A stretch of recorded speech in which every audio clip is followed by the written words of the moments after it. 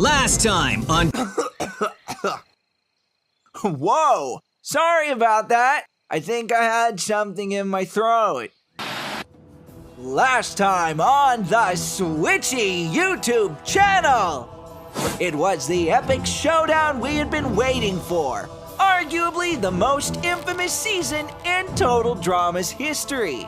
Or half season, whatever. Switchy was taking on Total Drama All-Stars.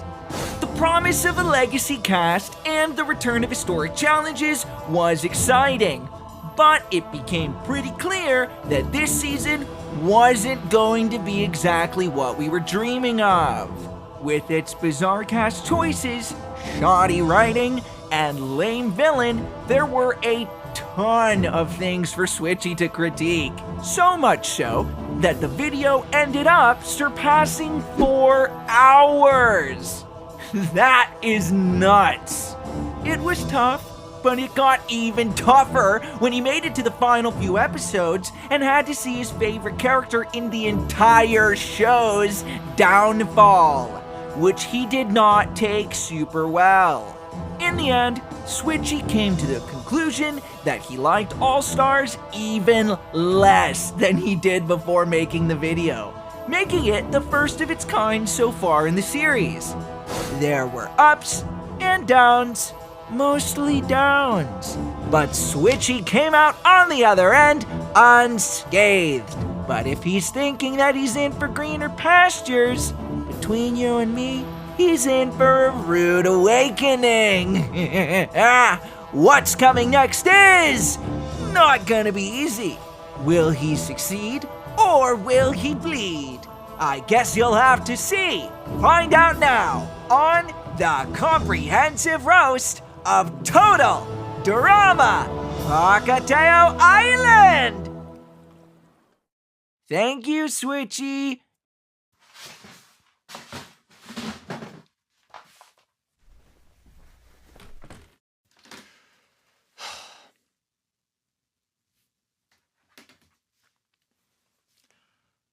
Do Total Drama Pactua.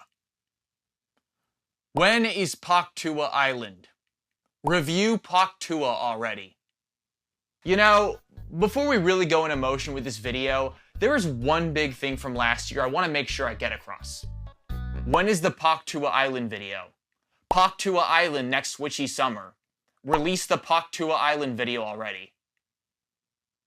Alright, here I am. Back on the couch with a small change in wardrobe, more in line with the impenetrable darkness that hides behind my freckly veneer. Because the time to play nice is long gone now. There is no sight of any upcoming Total Drama season. The TikTok kids are now watching Disventure Camp, and your favorite ship will probably never be made canon. These are desperate times, and they call for desperate measures. We're all in a drought, scrambling to survive the Total Drama wasteland. Kindness is weakness, love is surrender, and trust is failure. It's time for Dark Switchy, because the Switchy you knew was pulling his punches, but he can't afford to do that anymore. Justice will be served. Scores are going to be settled. His enemies are going to pay their dues. Actually, not really. It's not that different other than the fact that we're probably not going to get any new stuff for a while. Well, actually, there is something that I learned recently that kind of threw me for a loop. Apparently, Tom McGillis knows who I am. Or I at least think he does. For the first Cartoon Network release of the reboot, Tom McGillis and Jennifer Persh decided to do a Q&A for fans to ask all sorts of questions about the show. I happened to be featured in said video, and Tom McGillis, before answering my question, said, "Hi, Switchy." Hi, Switchy. Nothing like that had ever happened to me before. Some of my followers have apparently shown my videos to voice actors and stuff, and that's awesome, I love that, but what? He even pronounced my name right. That's something that even some of my biggest fans can't do.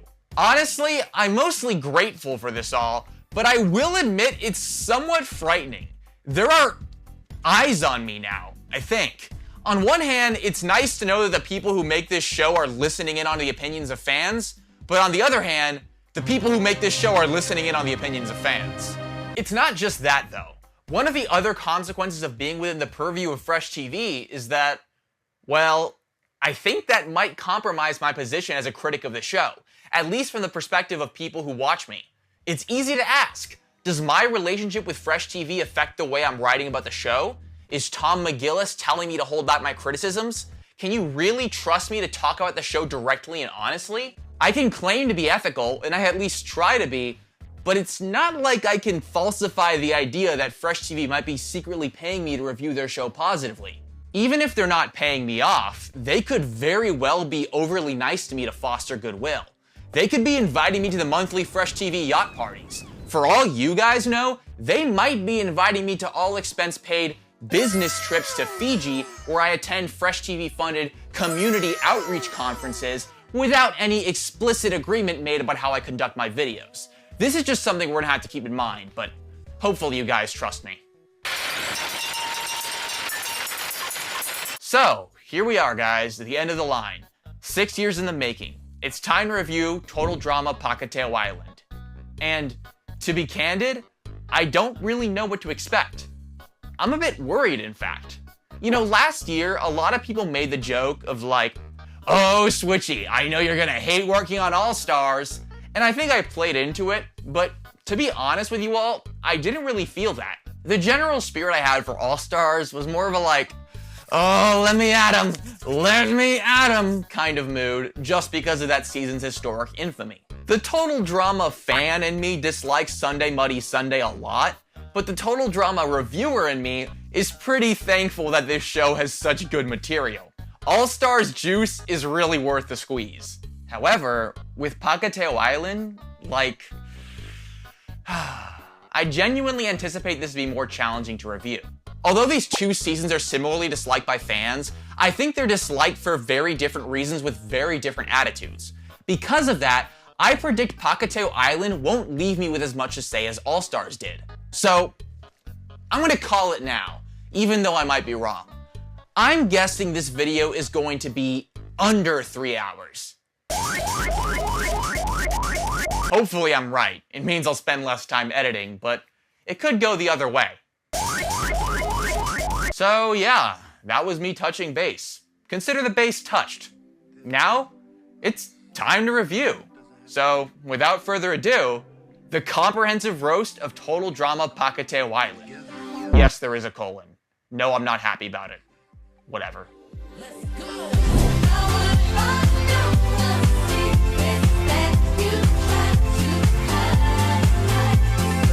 You know, it's a common talking point in this community how ridiculous the airing schedules for this show tend to be. The reboot infamously started airing in the United States over a year after the initial Italian air date, and that's been a bit of a running gag among fans since 2023. So much so that I think a lot of people have forgotten these scheduling discrepancies have been a series mainstay more or less from the jump. For the first couple of seasons, the first airings would usually be somewhere in the Anglosphere, but later on in the show's lifetime, you would often have countries in Europe beat the English speakers to the punch. Revenge of the Island aired in France all in a week, like 6 months before the United States even started, and a similar thing happened with Pahkitew, where Italy got the season first, a month before the United States and 3 months before Canada. Italy seems to be a recurring character, but I'm not really shocked by that. There's a sizable Italian fan base for the show, so I'm not that taken aback by the fact that they get first dibs so often. Render to Caesar what is Caesar's, I guess. Jokes aside, it's really a shame that no Total Drama season has ever really been able to get a truly international release, because it's the exact type of show that would benefit from it. Imagine if everyone was watching the new episodes every single week they came out. We could all see the show in tandem, and you would see the whole thing without knowing who was going to be eliminated next since your Skype friend Lorenzo couldn't spoil it for you. It's a pretty thought, but it's probably never going to come to fruition. The best we can do is have the entire English dub put on Italian HBO Max one day, and it's every Total Drama fan for themselves. As I said in the last video, Total Drama All-Stars and Total Drama Pahkitew Island are production-wise two 13-episode halves of a full 26-episode season, and that's always been kinda annoying to me. Purely from the perspective of a fan who enjoys talking about this show online, it takes away one of the biggest colloquial shorthands I have for identifying its seasons. I've said this before, but saying Season 4 is a lot faster and just as well understood as saying Total Drama Revenge of the Island. And it's really tempting to apply that same numbering system to All-Stars and Pahkitew without considering the logistics of how the show is produced. Up until now, a new name meant a new season, and that's how we all think of it instinctively. That's kind of a problem though, because it makes it really easy to slip up and use terminology that is technically wrong but still generally understood. For some people, that might not be a huge deal, but I try to maintain a certain degree of precision in my choice of words for these videos, so I figured I needed to take certain action to guarantee I refer to this season accurately. Because of that, I installed a small computer chip in my brain that administers an electric shock if I ever refer to Pahkitew Island inaccurately. So, for example, if by some chance I accidentally call Pahkitew Island Season 6,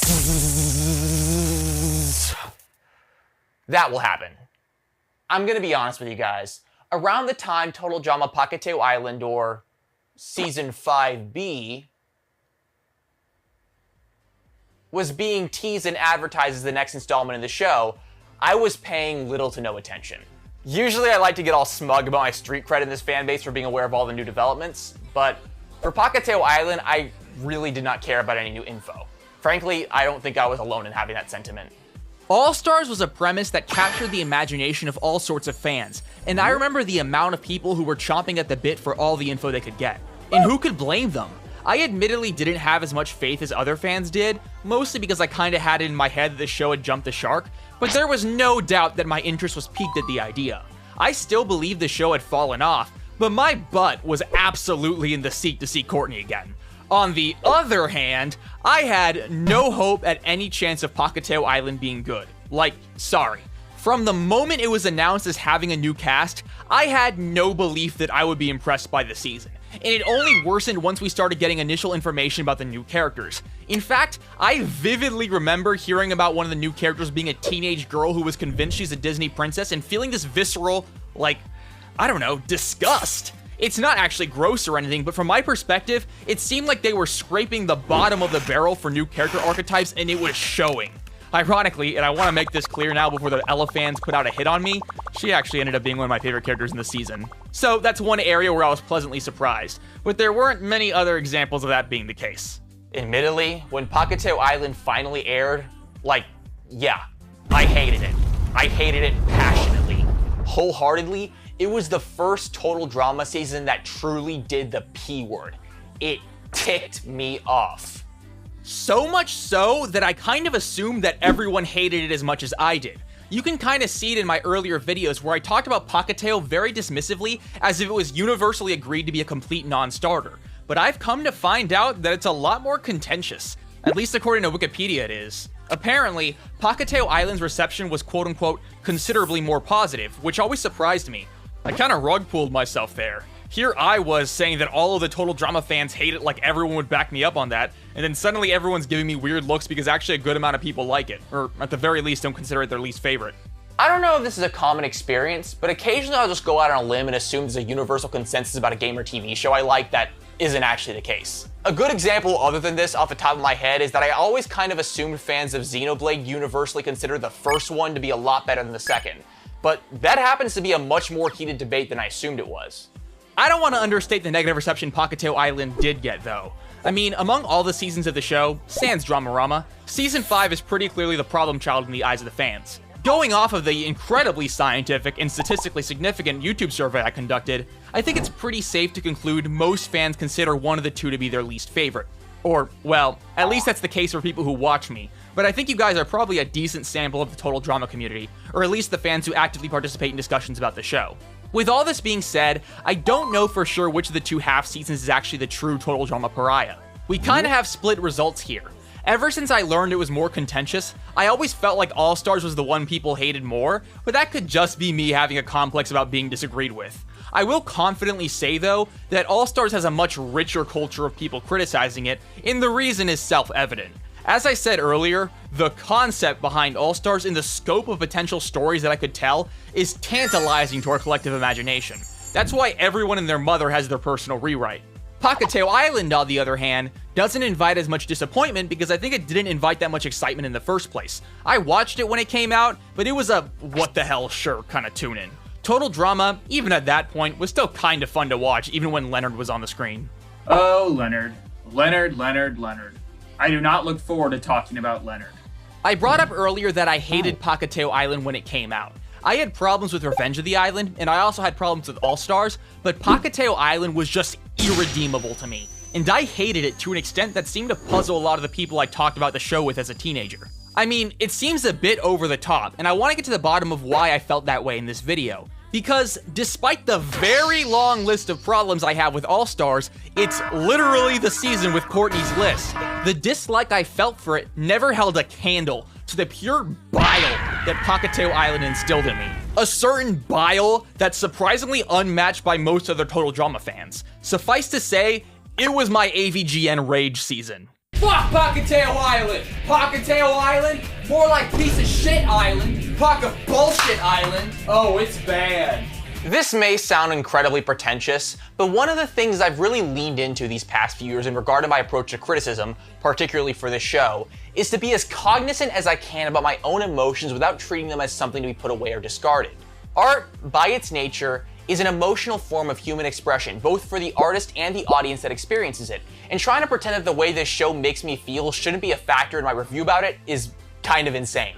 A common phenomenon I brought up in the last video was that there's often a culture in this community of criticizing All-Stars for things that other seasons are just as guilty of. There's a multitude of reasons for this, but I think one of the most important is that negativity compounds, often at the expense of one's internal logic or mindfulness. The more you dislike something, the harder it becomes to delineate what you actually dislike about it from the things you just want to criticize because, well, talking smack is kind of fun. This is something I tried hard to be mindful of when reviewing All-Stars, and to my own credit, I think I did a pretty good job. I wanted to distinguish the criticisms I was tempted to dish out just because it's fun to take jabs at All-Stars, and the criticisms that were rooted in actual problems I had, and I fully intend to approach Pahkitew Island the same way. Or, at least, try. Because something about Pahkitew Island set me off in a way that's undone by any previous Total Drama incarnation. And as much as I hate to admit it, there's gonna be a small voice in the back of my head throughout this whole video begging me to chastise literally every single frame of every single episode, just because, well, it's kind of cathartic to do that. And maybe listening to that voice will be fun. Heck, it might even be entertaining. But I think it wouldn't be giving this show the scrutiny it actually deserves. More than anything, I want to be honest. Honest to the people who made it, honest to the people watching this video, and honest with myself about what I actually think and feel. It might not be super easy, and I might not pass with flying colors, but it's worth a shot. One of the most rewarding things to me about doing this series, particularly the post-World Tour videos, is really challenging myself as a reviewer to get to the core of my opinions of the show's peaks and valleys. And I think my relationship with it is much more profound for that very reason. I want to hold myself to that standard as best as I can. So, with that being said, I think we're good to move forward. It's time to review Total Drama Season 6.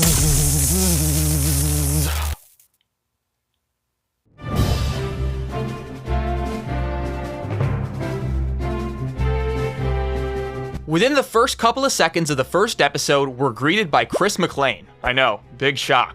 And he gives us a quick recap on All-Stars finale. You know, fracking, the complete destruction of the island, all that jazz. The point is, this season, apparently I don't get shocked when I call it that, is taking place in an all-new location. It's a Cree island in Western Canada, which I happen to think is pretty cool. Obviously I have a bone, several bones to pick with the way they destroyed the old island at the end of last season, but the idea of a new installment taking place in a whole different part of the country is fun to me, just as a geography nerd.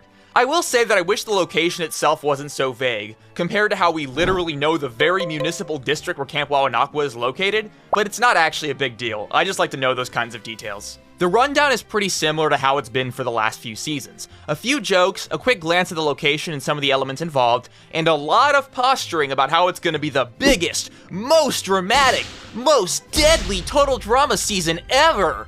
Sure, Chris. Sure. We then cut to this season's theme song, and it's okay.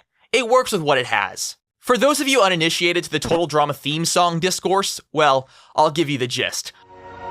Long ago, the 4 seasons of Total Drama all had each of their episodes opened up with an amazing 60-second title sequence. Then, everything changed when the Cartoon Network executives attacked. The 5th season, meaning All-Stars and Pahkitew, was commissioned specifically to only have a 20-second theme song, allegedly because audiences were not willing to sit through a whole minute waiting for an episode to continue. And there's probably some truth to that. Although I'm certainly partial to the full-length version, it might push away potential audiences. With that being said, I think it falls upon me to say the quiet part out loud.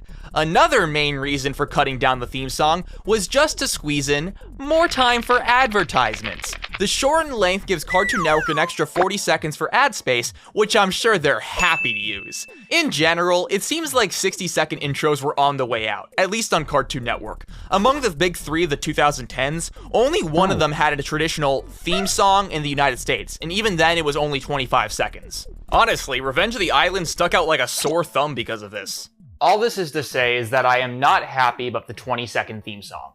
I do not like the fact that they only sing the bridge. But I understood why it happened. And to be fair, I think Pacateo Island actually improves on All-Stars theme song, at least visually.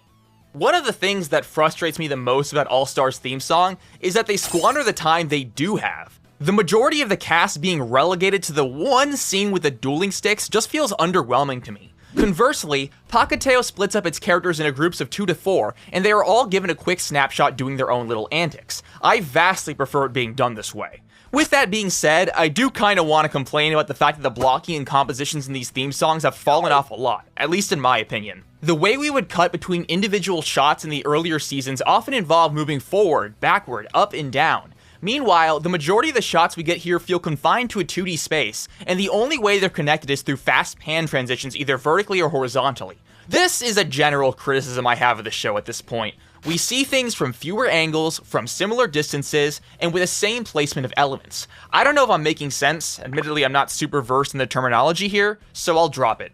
For now. But I kinda wanna keep talking about it because I'm stalling. I'm really stalling here. I really just do not want to get to this next scene, because I do not like it. I'm going to have to talk about all the things I do not like, and it's going to take a while. So, I'm going to stall for a little bit. Alright, let's get it over with.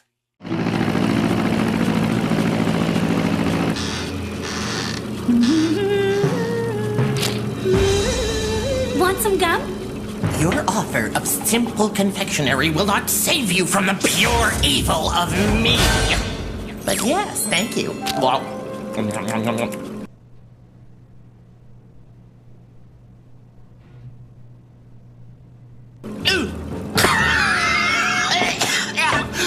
Cinnamon! There is no need for you to be that spicy. Are they serious? That guy's a little weird. Expelliarmus! I know many spells to ward off evil. Oh. Good?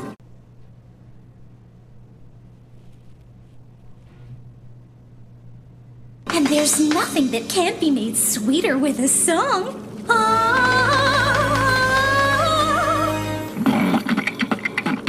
Song!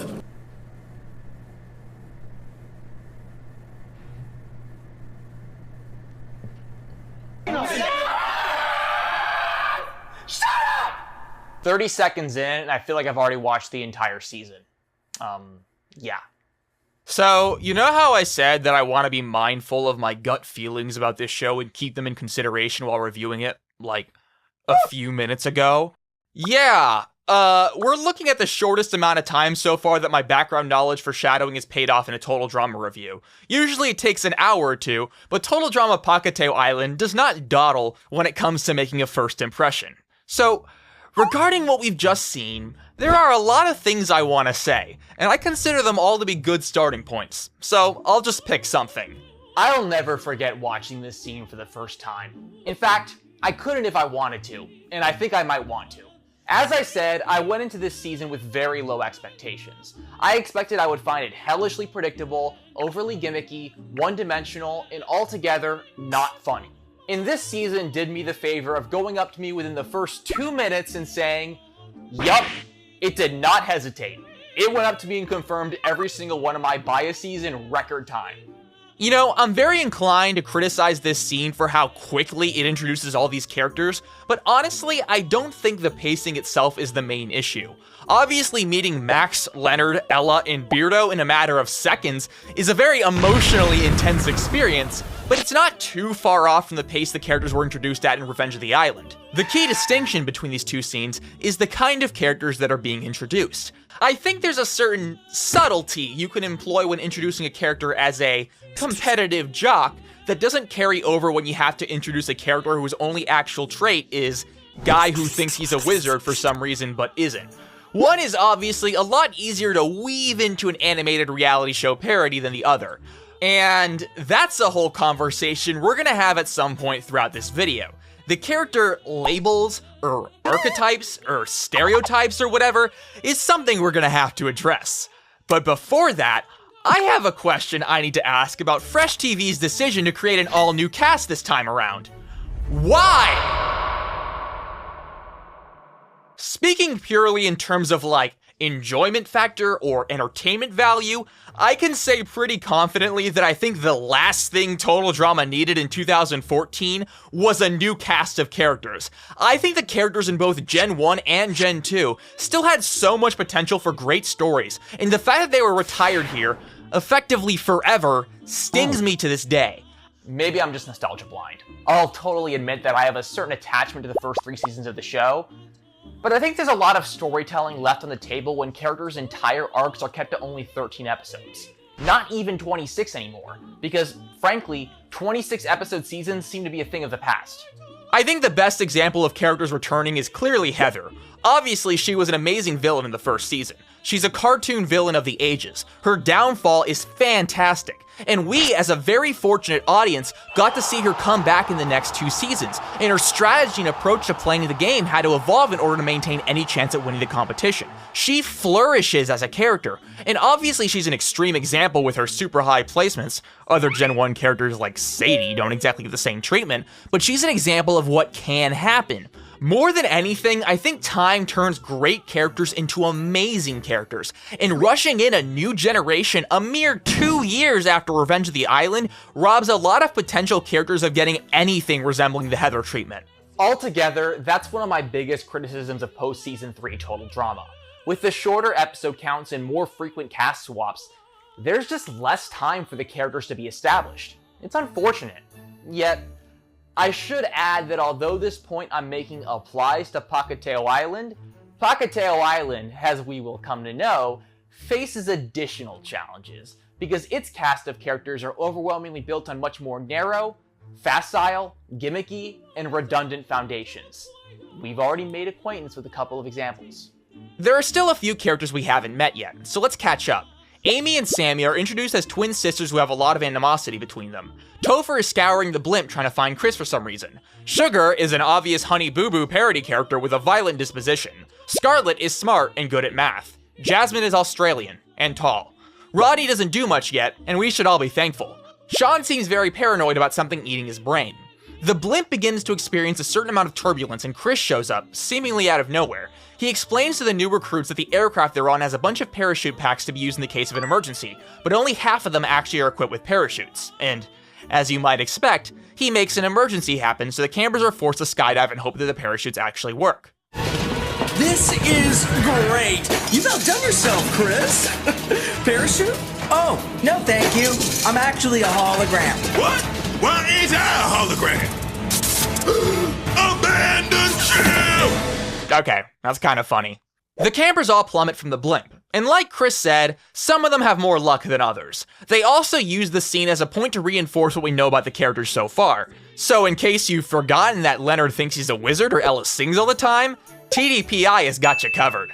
The campers all eventually hit the ground, some obviously more gracefully than others, and Chris divides them into 2 teams based on whether they had an actually working skydiving rig. Welcome to Pahkitew Island! On the right, everyone who had actual parachutes. Scarlet, Topher, Rodney, Jasmine, Max, Amy, and Sammy. It's Sammy? Amy says everyone calls you Sammy. Well, yes, but... 'Cause you're the second twin. The lesser Amy, if you will. But my real name is... You're officially Sammy. This is so unfair. I auditioned for Total Drama to get away from Amy. Huh. So, it looks like we're already setting stuff up. Things are in motion. A twin-sister rivalry. I think there's a lot of cool ideas here. I hope they do something actually interesting with it. something that's actually thorough and satisfying. Chris announces the names of the two teams, and both of them are in Cree actually, which is an idea that I'm pretty partial to, I'm not gonna lie. It echoes the way Survivor typically names its teams in languages corresponding to the current season's location. The two team names are, and forgive me in advance, but I'm probably not going to pronounce them well. I know it's commonly a meme for YouTubers to say that, and a lot of people take issue with it, but I genuinely am giving it the best shot I can. Cree is a very different language from English with a lot of vowel and consonant sound intricacies that I'm unaccustomed to, and it doesn't help that the Latin script transliterations don't match up well with the actual way things are pronounced in the language. The Pimapateo Gino Sewak and the Juanita Musquak. I tried. I genuinely tried. Fortunately, the second word in both names are easy to pronounce, and usually that's how they're referred to here. The names were initially meant to translate to the soaring eagles and the ferocious tigers, but Sky, who is revealed to speak Cree, lets Chris know that the Cree names actually translate to the floating salmon and the confused bears. Chris reprimands Chef for using an online translator, which I think is pretty funny. Chris tells the campers their first challenge is going to be building themselves shelters to live in, because this season challenges the campers to survive and thrive on a completely uninhabited wild island untouched by human civilization. Except for the gigantic landfill the challenge is going to take place in. Kinda defeats the purpose of whatever. The teams are tasked with collecting materials from the trash heap to build the shelters, while also avoiding getting hit by Chef operating a tennis ball blaster. The challenge begins, and the teams run off to strategize. Team Gino Sewak hides behind a couple of tree stumps, and it becomes clear that both Jasmine and Rodney see themselves as the de facto team leader, leading to a small butting of heads. It doesn't last long, however, because we finally learn Rodney's main character trait, other than looking like the love child of Scott and DJ. He falls in love with every single girl he talks to. Just listen to the plan. We need to decide what items are important and make sure we get them. Got it? We'll do it her way. It's never wrong to let love be your guide.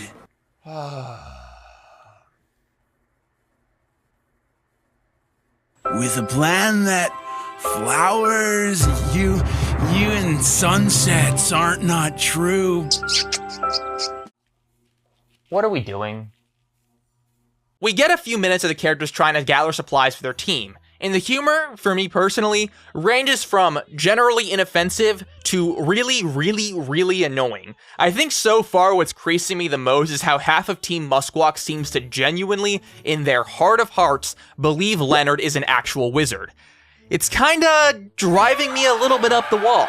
I'm not really a fan of how gimmicky and over the top these characters are. They do not feel like real people. You can usually predict the exact joke that will be made anytime you see them on screen. Overall, yeah, not too big on this scene.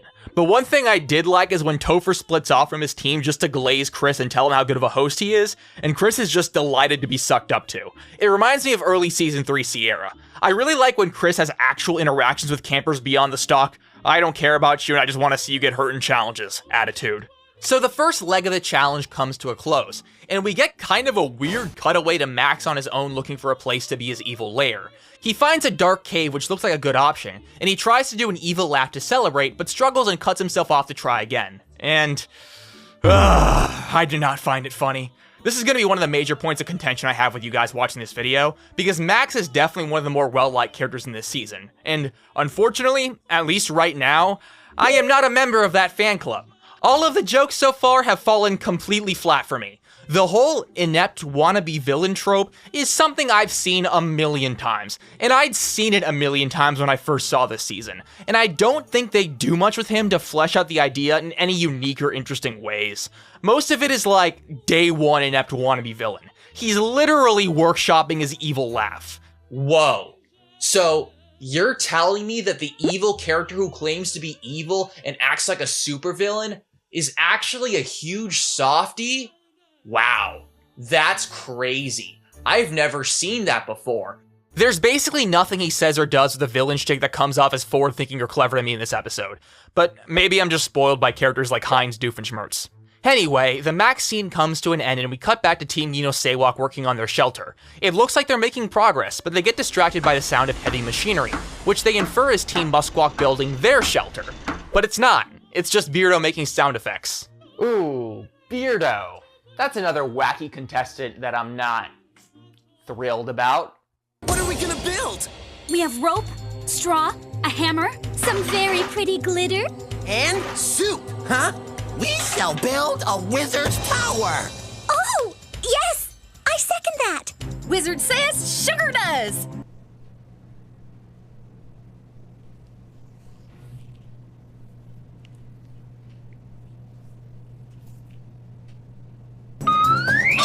Four votes for Wizard Tower! But no! No! We're not gonna... Dave, the team voted. Building something is better than building nothing. We gotta hurry. What do we do first, Leonard? First, we link arms and chant. Woo! Really?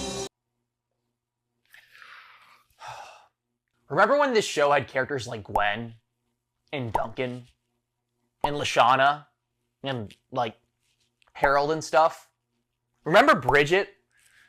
I really miss Bridget. Team Gino Sewak ends up building a pretty sturdy-looking treehouse, and it's even able to resist a stampede by a herd of moose. Musquawk's Wizard Tower? Not so much. It's just a bunch of rocks seemingly tied together with some rope, and some glitter added by Sugar. So, once the moose come, it immediately falls over and Leonard tries to conjure up a force field to protect himself. Beardo runs away, making an alarm sound effect. You know, a lot of you guys are going to tell me that Team Musquawk's collective ineptitude and idiocy is an intentional decision played for comedy. The fact that they all seem to be deranged maniacs except for Sky and Dave was a conscious decision. And that's true. That doesn't mean I like it, though. Team Gino Sewak ends up winning the challenge by a country mile, and they get immunity along with some free takeout food from an in-universe restaurant that only seems to serve meat from petting zoos. It's kind of a weird running gag this season. The winning team in each challenge, or at least most of them, get free food from a nasty fictional restaurant, and most of the time they seem pretty happy about it. The whole thing doesn't really bother me, but I can't say I'm particularly interested in it. Although I do love it when this show uses its cheesy infomercial elevator music. Anyway, Team Musquawk, having lost the challenge, is sent to the new campfire to vote someone out. Can I vote for 4 people? How could a wizard's tower not win?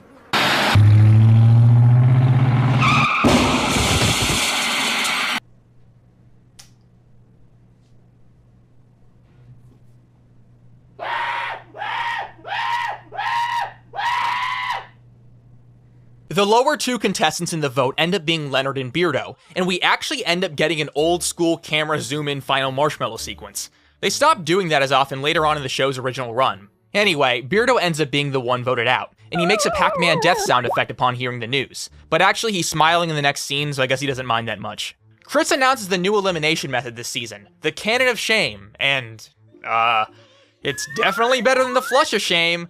I've said my piece about these goofy slapstick elimination methods. I don't like them, but I think a cannon is a lot less egregious than a giant toilet. I'd say I like it about as much as the Hurl of Shame. Maybe a little bit more, but honestly, I kind of respect the double entendre of the Hurl of Shame. Any last words?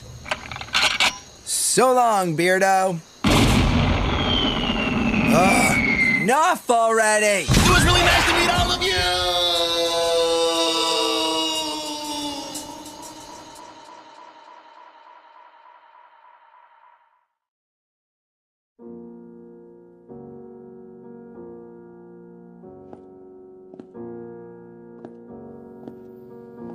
Friends, family, everyone, I would like to thank you all for joining us here today. I believe that a ceremony like this should not be a mourning of death, but instead a celebration of life. It was when Beardo was launched out of a cannon and landed headfirst on a rock, pecked at by birds, eaten by coconut crabs, and then carried away by ants, that he was pronounced dead at the too young age of 16. In moments like this, we must remember our favorite memories with Beardo. Perhaps his funniest moments, like that time he made noises with his mouth, or that time he made noises with his mouth. I imagine Beardo's life as something akin to a giant soundboard with buttons mapped to all the sound effects he mastered. The tragic thing about this soundboard, however, is that Beardo's life was tragically cut too short for him to fill it out. Perhaps in a better world, he would have lived a life where every single button on that soundboard could have had a sound effect. But we now know that was not in God's plan. And for anyone that stands here today still believing that Beardo is still alive, too bad. Nana Nana Boo Boo, stick your hand in doo-doo. Thank you for your time, and fly, Beardo. You will be missed. So, yeah. This is probably one of my least favorite episodes of the show. It definitely was my all-time least favorite when I first watched this season. I'd say it's a bit more contentious these days, but it's absolutely in my bottom 5. Honestly, of the last 5 episodes up to this point, at least 3 of them are on that list. That being said, what I dislike about this episode is very different from what I dislike about most other episodes I take issue with. The core of what makes my least favorite All-Stars episodes my least favorites is definitely the character work. Betrayals, retcons, assassinations, all those made-up cartoon critic words. This episode doesn't really have that kind of issue, in large part because this is the first we've ever seen of these characters and their personal arcs have barely started. That being said, I'm not trying to say that the character writing isn't a problem for me in this episode. It's just a different kind of problem. It's not so much that Rodney and Leonard are out of character or whatever, it's that Rodney and Leonard are characters in the first place. One of the terms I've used throughout these videos is weirdo syndrome, which is basically a phenomenon I've observed where TV shows, games, and other forms of pop culture get a bit more over the top conceptually as time goes on. Honestly, I think a better term would be oddball creep, but these are just stupid terms I'm making up. It's a pretty observable phenomenon in certain shows, and I think Total Drama starts showing signs of it in Revenge, where I think some of the characters start to feel a bit over-exaggerated. But Revenge doesn't hold a candle to the Pacateo cast. The Pacateo cast feels like what the Revenge cast does for people who hate Revenge of the Island. These characters are just ridiculous conceptually. I get secondhand embarrassment watching a lot of them. One thing I want to say is that having members of your cast be crazy, weird characters isn't necessarily a bad thing, at least to me. There are shows, especially cartoons, that have had these kinds of characters, often even in the majority, and still manage to be enjoyable to me. But I don't think these kinds of characters are Total Drama's strong suit. I don't think this kind of writing is its strong suit.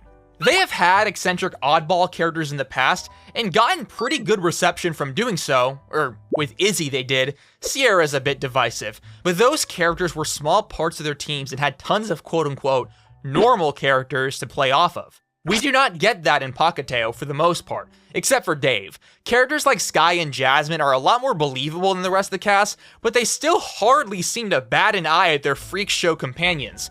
Tiny child with purple hair who screams evil all the time? Nah, I've seen that. It just does not make for an entertaining episode to me. But I'll admit the vitriol I've had for this episode, especially when I was younger, is inflated. It has a lot more to do with the sudden transition anxiety that comes with the Gen 3 cast, more than it has to do with the hands-on writing of the episode itself. As a kid, watching the first few minutes of this episode after finding the show less and less enjoyable as the years went on, flipped my lid. And even now, when I watch the show, I still have to, adjust when I make it to this season. Those first 3 or 4 minutes of this episode come down on me like a full glass of orange juice right after I brushed my teeth. You guys got any likable teen drama? We got quirky random humor in Leonard. Aw.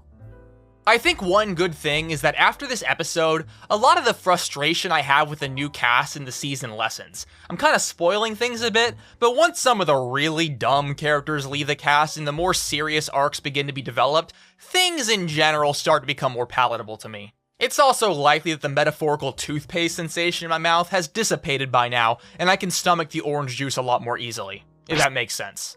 Who the hell writes this script? Also, because I haven't brought it up yet, I will concede that there are some benefits to making a new cast. A new cast lets the show start fresh without having to factor in 4.5 previous seasons of material, which can be easier to write for and make a better entry point for new fans. Honestly, that's kind of why I speculate that Cartoon Network were the ones behind the half all-star, half newcomer season idea. And although I'm not thrilled by it, I kind of get it. I could see them theoretically being worried about asking their target demographic to watch over 100 episodes to catch up with the show, even though for me, as a fan, it's a bit disappointing. But as an entertainer, I sympathize with the idea, and that's exactly why I'm going to be stepping down from this YouTube channel, and I'll be passing the torch to my new host. Ladies and gentlemen, let me introduce to you Switchy3.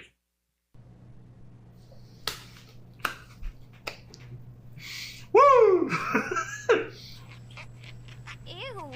fuck with Ezekiel. Owen! That's my guy. You tell her they're shot. So, apparently people are already sick of Switchy 3. They keep saying that he's overly gimmicky, too short, extremely shallow, and altogether an omen of the Switchy brand running out of steam. They also think the challenges are really stale. But you know what? I think I can still find a good use for him. He's definitely a good company representative for press tours and fan engagement. If there's anything that I don't want to do on behalf of the Switchy brand, I can just get Switchy 3 to do it instead. I hereby declare this car dealership open!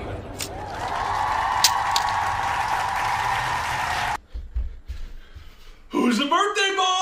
I am! But don't take my word for it. Drag your mother, father, or legal guardian to any participating store and get yourself a bowl of Switchios. Yum.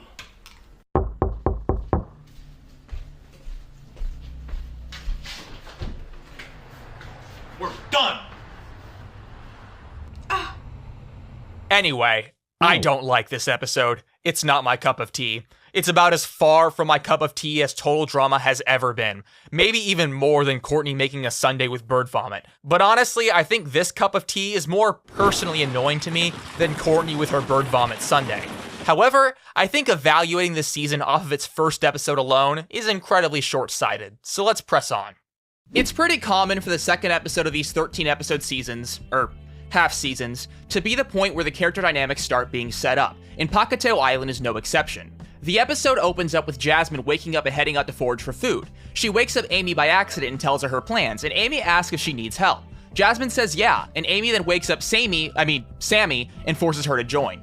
I'm doing my best to call her Sammy, by the way. I want to be part of the solution, not the problem. Also, why is Sammy wearing her pajamas but not Amy? They both literally just woke up. Now that I think about it, I think Sammy is the only character in this season seen in her pajamas. None of this really matters, but this show has a history of really perplexing me with the use of its pajama rigs. In the forest, Jasmine tells Sammy that she should stand up to her sister since it's obvious that Amy treats her awfully, and Sammy reluctantly agrees. Jasmine then notices that some of the plants in the forest don't normally grow in Canada, and then Sammy tries to eat an apple she found somewhere. We don't really see where it grew from. Jasmine immediately stops her because the apple she was about to eat was a poisonous fruit called a manchineel fruit. Sean also shows up and tells her how to get rid of the blistering it causes, which is pretty kind of him given that he's on the other team. Huh, nice score. You're quite the outdoorsman. Gotta know stuff if you want to survive a zombie apocalypse. Right, but what were you doing up in that tree? That's where I'm sleeping. No shuffler can get you from up there. I hear that, mate. Not only is the guy cute, he's kinda hilarious. Zombies? It's not that funny. Over on Team Muskwalk, we get a quick reminder that sanity here is in short supply. Dave and Sky both seem to be aware of this, and they approach it with different outlooks. Dave is clearly agitated by everything they do, and honestly, I'm sympathetic, but Sky kind of tries to, gentle parent them, and it seems to work, for now.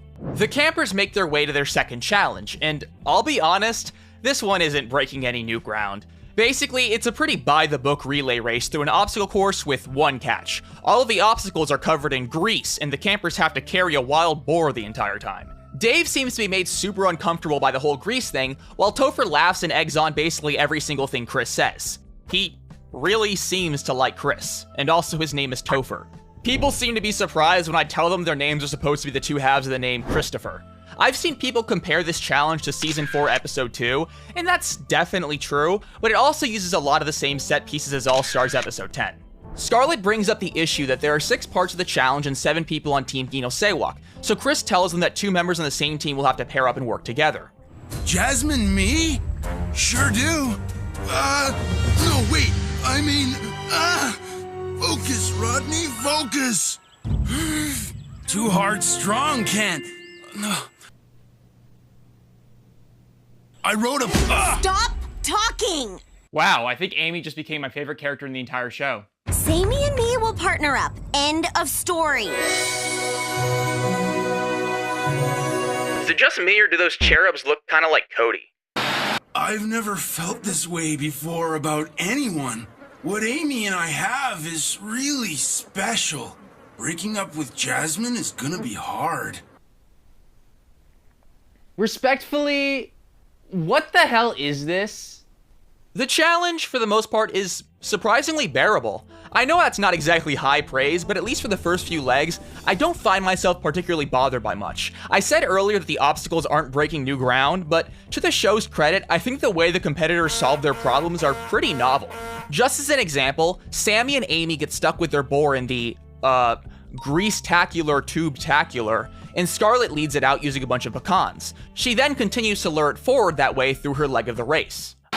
Pigs love pecans. Maybe they know pecans delay the progression of age-related motor neuron degeneration. Just a little sodium chloride. Another part I like is Topher narrating his own experience competing in the third person, as if he's the host of the actual show. He gets so carried away, in fact, that he tries to throw to commercial, which Chris is not happy about. Another bit that for the most part I liked, and this might surprise some of you, is Ella trying to get the pig from Sugar. You know, so far I have not really enjoyed either of these characters. On their own, their humor tends to swing and miss with me, but they complement each other in a really fun way. Ella's wide-eyed Pollyanna matched with Sugar's short temper and scorched earth pageant competitive streak makes for surprisingly entertaining television. I still don't really enjoy Ella's singing though. The penultimate leg of the race ends up being between Dave and Max. Max's secret weapon is a mind control device he apparently built from one of the show's cameras. Sure. But initially couldn't get working until Scarlet literally plugged it into its power source. Then it works, for the most part. As a kid, I remember taking issue with the logic of someone being able to build a mind control device but not knowing how to plug it in, but that's pretty clearly the joke. The pig turns evil and locks in, going as far as to pick up grease and throw it at the other team, and also its own team. I guess being evil and being cooperative don't always go together. Max should have dialed the controls to lawful evil and not chaotic evil. The scene ends up being an initial glimpse at one of Dave's defining character traits, other than looking like the love child of Cody and Noah. He is a huge germaphobe and seems to have a complex akin to contamination OCD. The grease on his body begins to make him panic, and then the show, accidentally has a really heartfelt moment. Deep breaths. You're okay.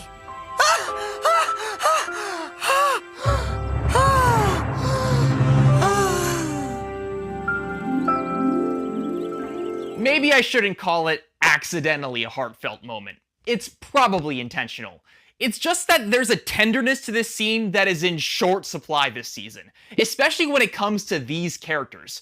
Consequently, this scene sticks out like a flamingo in a flock of pigeons. It also might be that I find Dave to be pretty relatable here. I would be freaking out if I was in his position, maybe even more so. Wow. Usually I'd freak out way more, but Sky has a surprisingly calming effect on me. I think Dave has a bit of a crush on me. But I'm not here to meet boys, I'm here to win. Wow, we already have 2 potential romances in this season, and we're not even 2 episodes in. We're making some quick work. Max crashes his wheelbarrow into a rock, which sends the pig flying and it lands on the device, rendering it completely destroyed. Jasmine tries to get a hold of the pig, but it's initially frightened, so she just looks at it really hard while didgeridoo music plays and it immediately falls in love with her. It's like Fluttershy Stare or something, I don't know. Pig-us, levitate us, this instant us! Piggy, piggy, float over the wall! Win this challenge for us and all!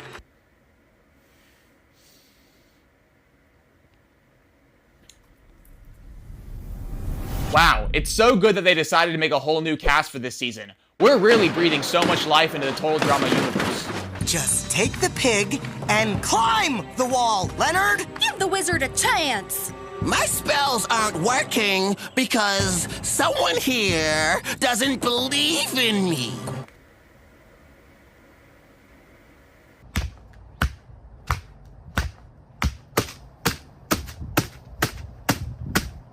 He really is my least favorite kind of Total Drama character. He's like every single bad habit this show has ever had save for gross out humor, smushed together and wrapped in a green robe. I feel secondhand embarrassment watching him. Dave screams at Leonard, understandably so, while Jasmine quickly climbs the wall and wins the challenge for Team Gino Sewak. They win immunity along with a bucket from a restaurant that serves deep-fried chicken beaks and feet. And once again, they're pretty happy about it. Jasmine? That pig thing was totally cool. How'd you do that? Just a little trick I learned back home. No biggie. But I just can't not, right? I mean, bye! Do you guys remember Heather? Or, like, Owen? Dawn? Cameron? Stacy? Do you guys remember Stacy? I think I'd rather have Stacy on my screen right now over Rodney.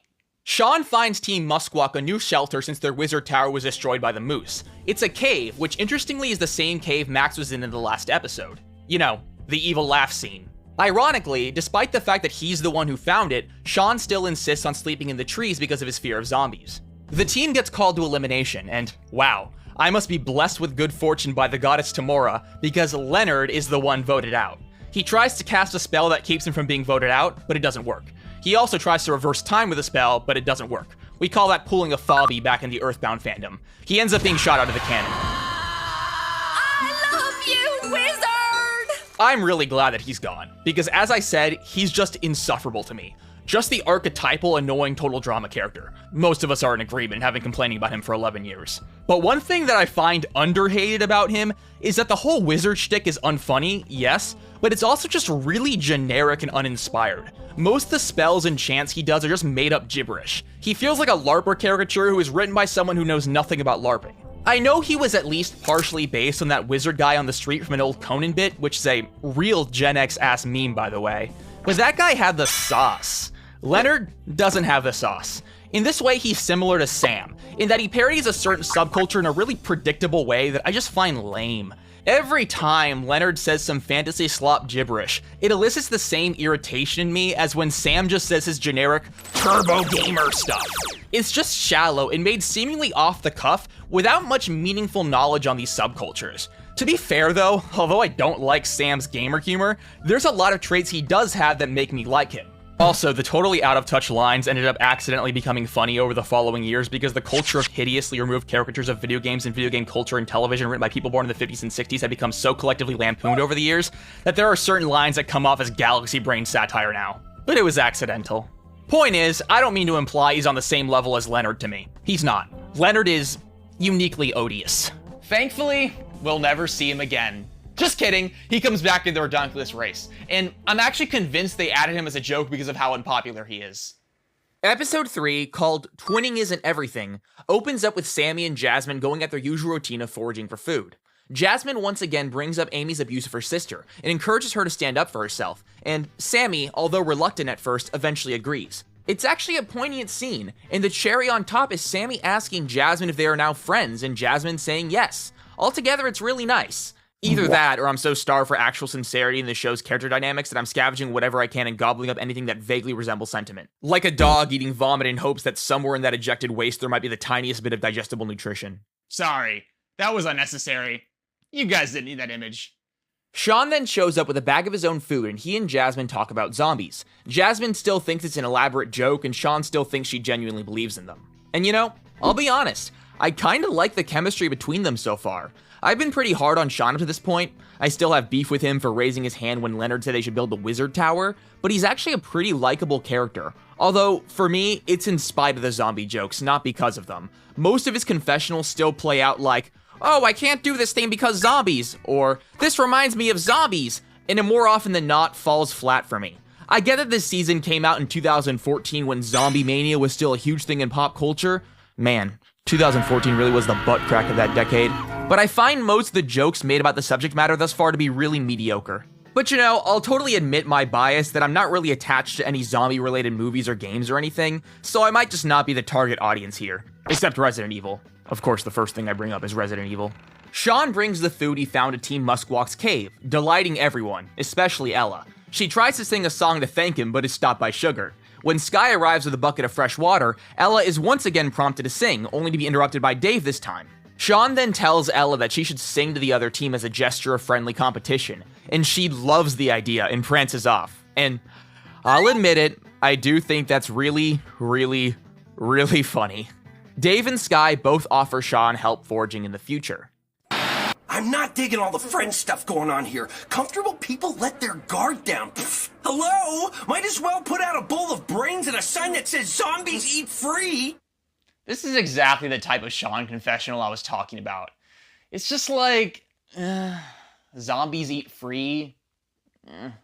Team Gino Sewak has breakfast together, and Rodney thanks Amy and Jasmine for foraging for food, which causes Sammy to stand up for herself and say Amy didn't actually do anything.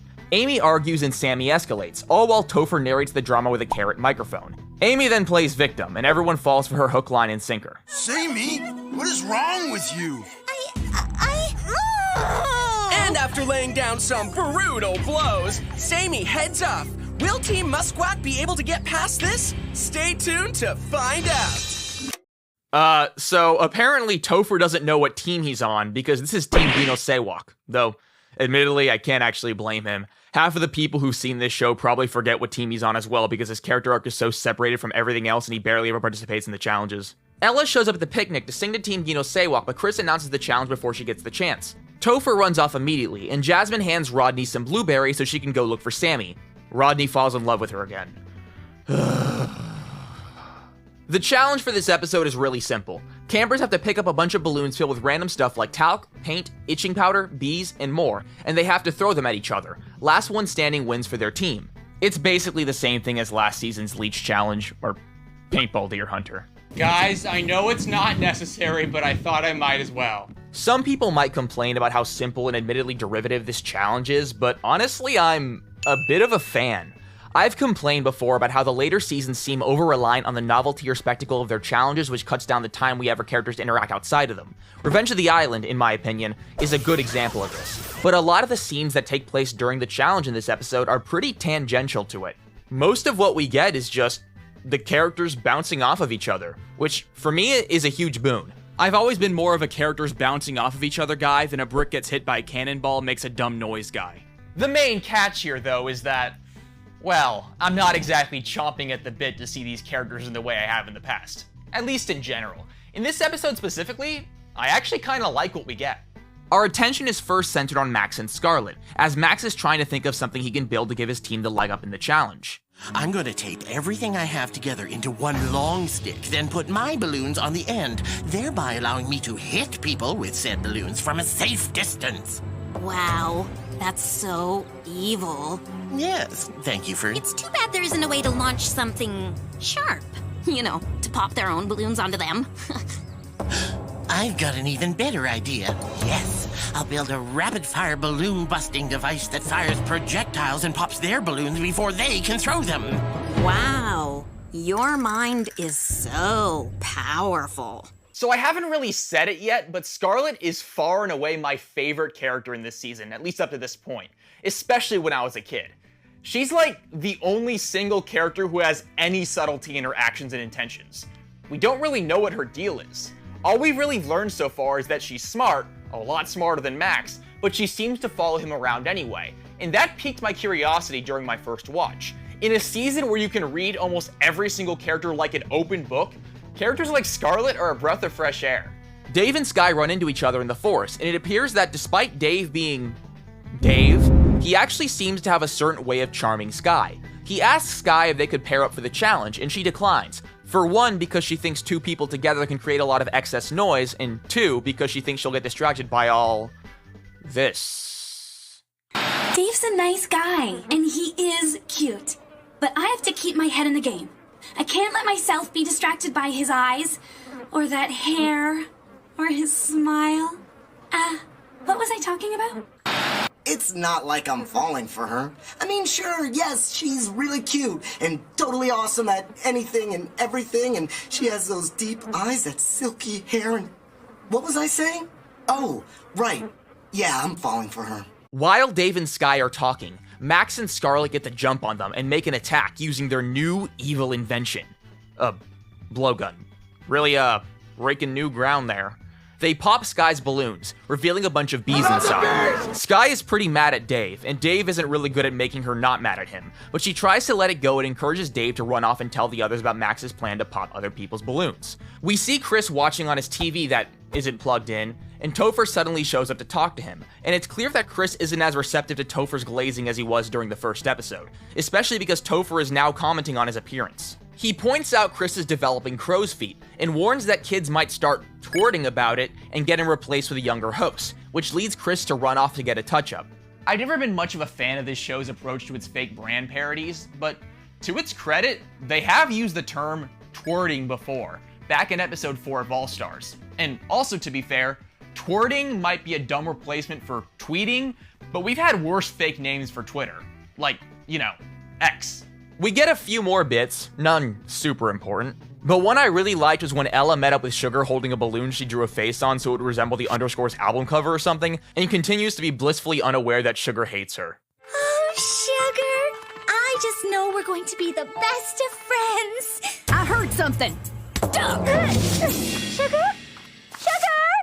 I've fallen into this poor bush. It's the little things that keep you going.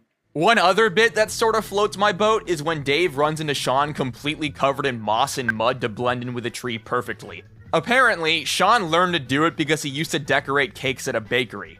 It's not really that this scene is especially funny that I like it so much. I just kind of admire this show for setting aside 40 seconds of its runtime to make a joke about how absurdly good Peeta's camouflage was in the Hunger Games despite the conditions he was in, just because he used to work at a bakery. I mentioned earlier how 2014 this season is, and I really can't overstate it. It is aggressively 2014. Anyway, Sean uses a slingshot to hit Scarlet and Max, eliminating them from the game. We then see Rodney making his way through the forest thinking about how he should break up with Amy, and he overhears the twins arguing and Amy not concealing her inner BITC-ness at all.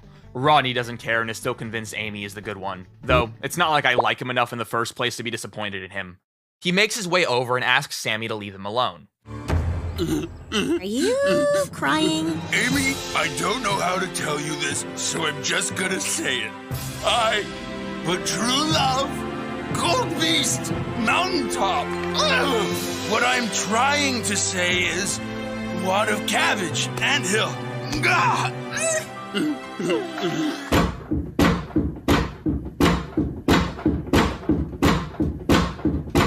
Wow! Good makeup job, dude! You look 20 years younger! It's like you're 30 again! I am 30.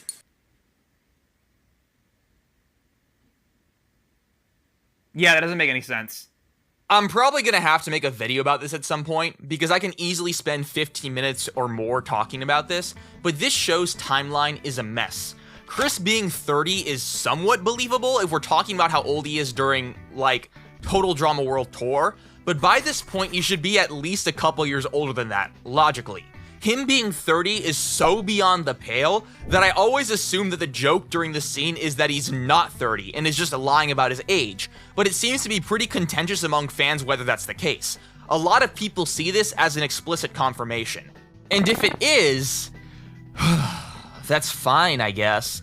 Obviously, the people who write and produce this show are pretty authoritative sources of the characters' canonical ages, but I still am pretty firm in my belief that there's never been a consistent, firmly applied timeline that the writers were made to align the show to, and that's why there are so many little things that don't fit together. Owen, Chris, Chef, and MacArthur looking exactly the same after 15 years is a good example. Anyway, Topher gets hit by Dave with a balloon full of spiders, which brings Chris a lot of joy.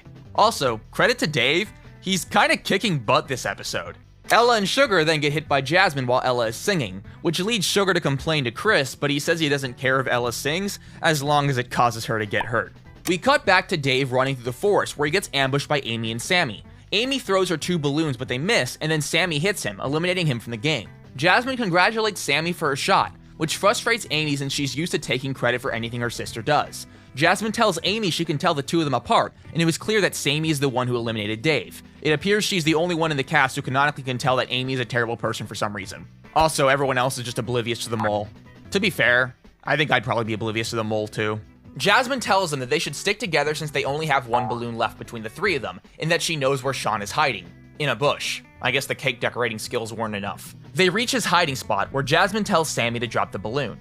Amy intervenes, insisting she'll mess it up, sparking a 3-way tug of war over the balloon, and I'm sure you've all seen enough TV shows to know how this ends. The balloon pops and eliminates all 3 of them, securing Team Musquash their first win. Amy blames Sammy before running off to lie to the others, claiming it was her fault.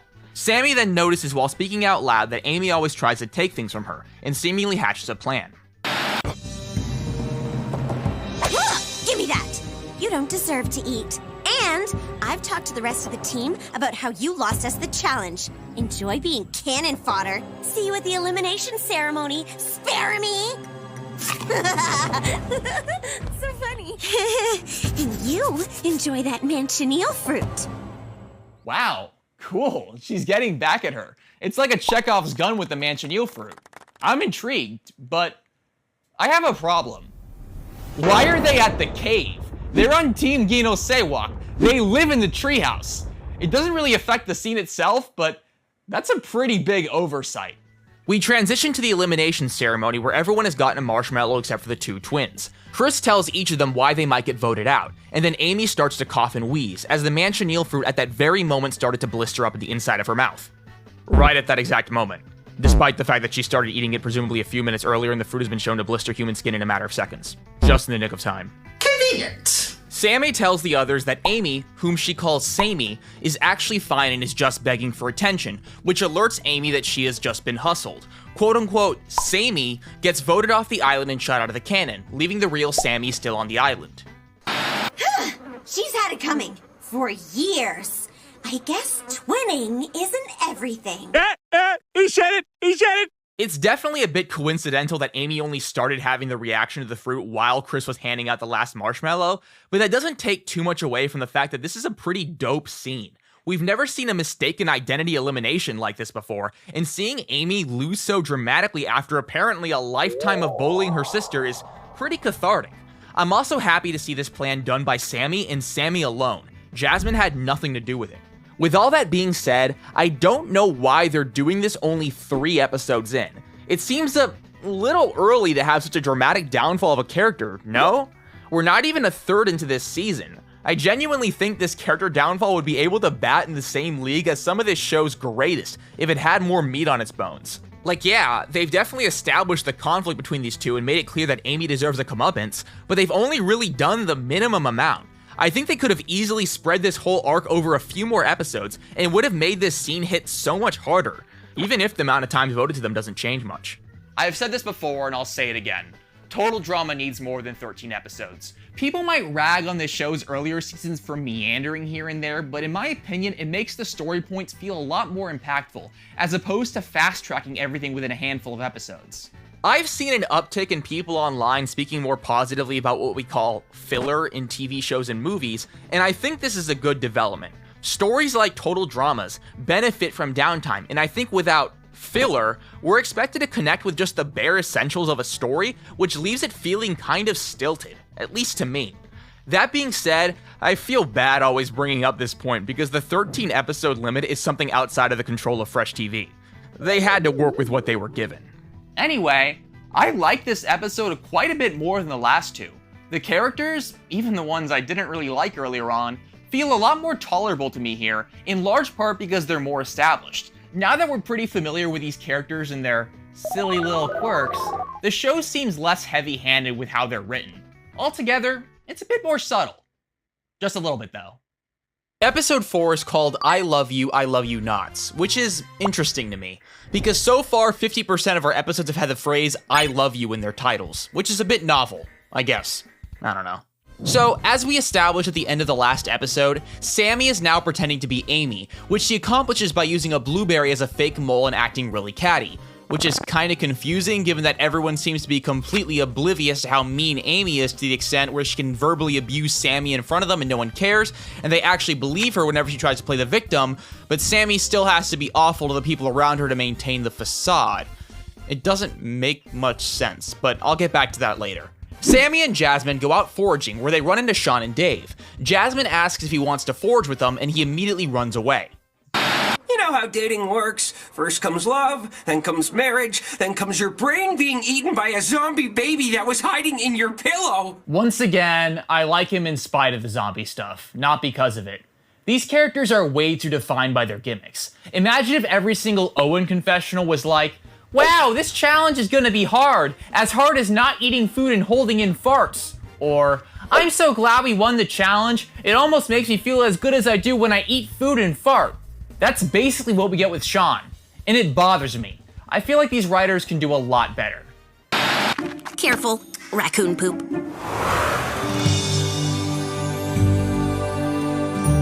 Are you alright? Your vacant stare suggests some manner of neurological arrest. How'd Scarlet know I don't like stepping in poop? Of course, it means something. Love! Hey, Rodney. Berries? If you don't like berries, we did find some nuts. Amy says hey? I say hey! All the time! Love is an arrow you can't dodge, and I am pierced. Why are we still here? Just to suffer? Every night, I can feel my leg and my arm, even my fingers. The body I've lost. The comrades I've lost. Won't stop hurting. It's like they're all still there. You feel it too, don't you? I've got 3 girlfriends! Which of my true loves is my truest love?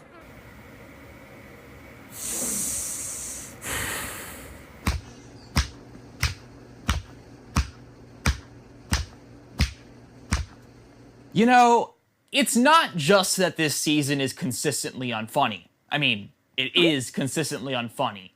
But it locks in to be unfunny. It is unfunny with its chest. It's like the fucking ludicrous of total drama seasons. I fill her up. Balloons! It's not just gonna make a joke that falls flat. It's going to make that joke with the most undeserved confidence you've ever seen. Like, yes, they're going to do this Rodney bit. Heart eyes, gibberish and all. You're not going to laugh, and it's gonna demand your full attention for like 40 seconds. Team Gino Sewak has breakfast together, and the hot topic of conversation is how literally no one seems to miss Sammy. They even postulate that Sammy is so darn ugly that the berries taste better when she isn't around, which obviously doesn't make any sense given Sammy is still there and is identical twins with Amy, but I'll admit that I think the fact that everyone seems to despise Sammy for literally no reason is kind of funny to me. The campers head to the main area for a challenge, where Ella offers Sugar a save seat at the end of the log. Sugar then accuses her of trying to make her sit on the edge to get less camera time, and she pushes Ella down. Chris then backs Sugar up and teases Ella for her obvious manipulative power play, which I also happen to find funny. I'm pretty bullish on Chris when he plays favorites. The challenge for this episode is basically just truth or dare. That's it. No bells and whistles, no stupid mud challenges, no mutants, nothing like that. Except a chicken named Clucky that is somehow able to tell when you lie. I think I would have complained about the chicken as a kid, saying it was too unrealistic, but honestly, that's a really good example of me criticizing Pocket Tail for the sake of criticizing Pocket Tail. This show has had incredibly personified animals from the start. This chicken isn't really breaking any conventions. Completing a dare telling the truth nets your team a point, while failing to do it leads to the chicken administering an electric shock through a bunch of collars forcing the campers' necks. Wow, those are some pretty high stakes, but I guess it makes sense given we're on season 6. Amy is selected as the first up and she has to do a truth, which is obviously really problematic given that she's not actually Amy. Are you kidding? I'm a walking lie! Ah! I should have known they had a polygraph chicken! Chris asks the fake Amy who her least favorite person on the island is. She begrudgingly answers the question with the name Amy, and Clucky looks straight in her eyes to determine the truth of her statement.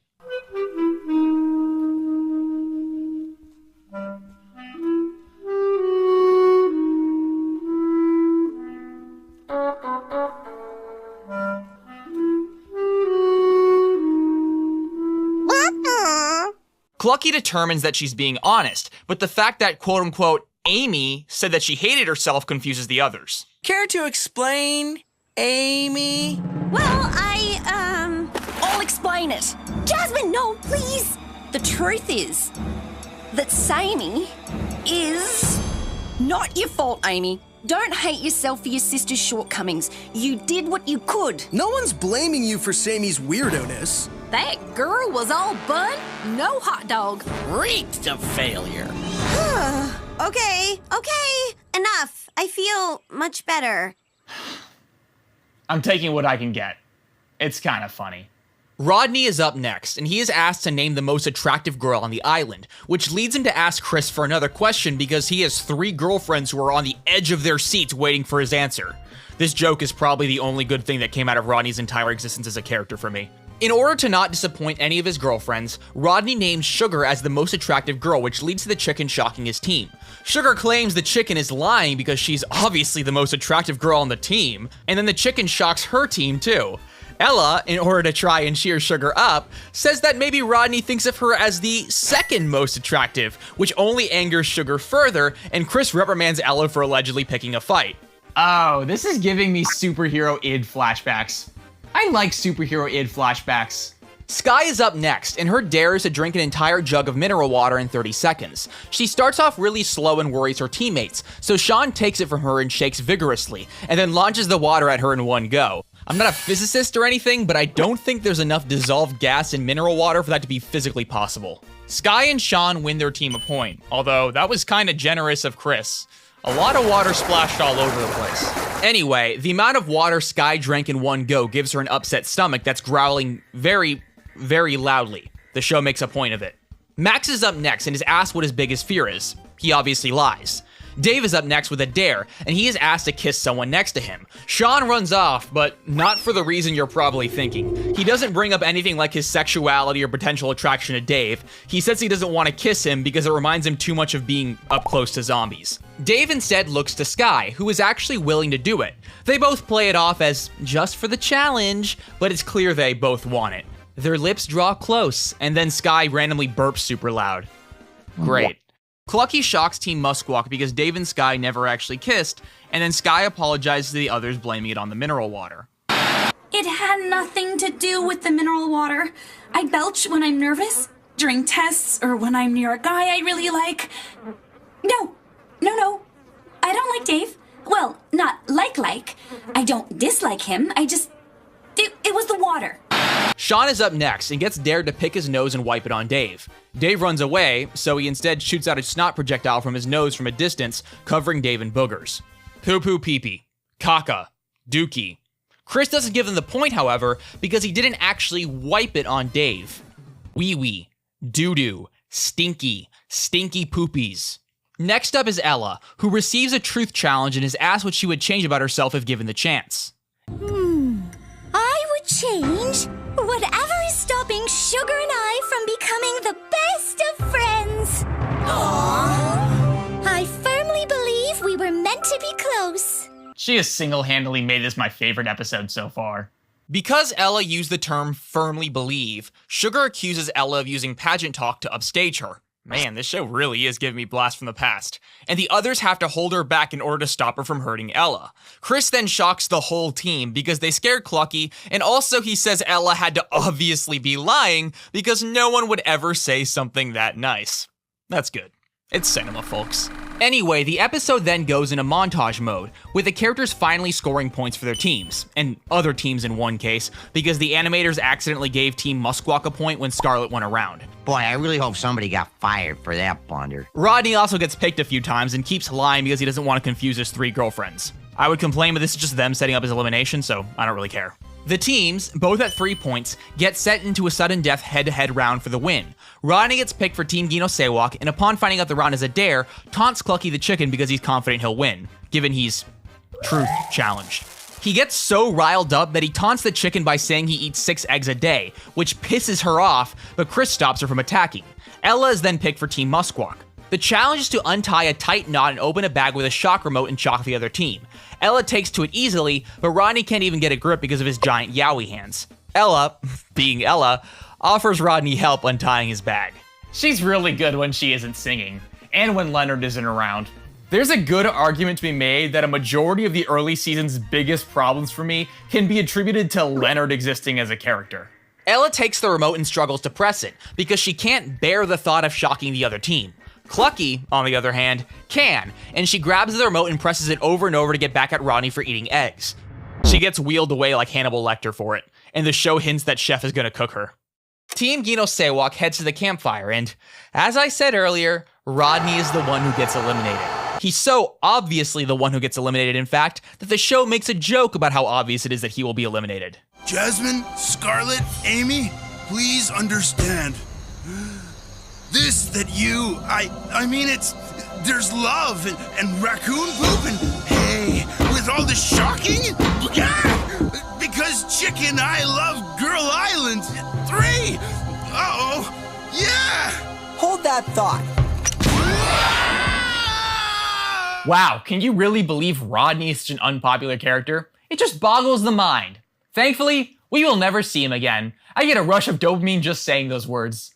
Our next episode opens beneath a full moon with a mysterious swamp creature emerging from the lake with bright red eyes, not unlike the stupid meme eyes I use in this series' thumbnails. Different color, but still.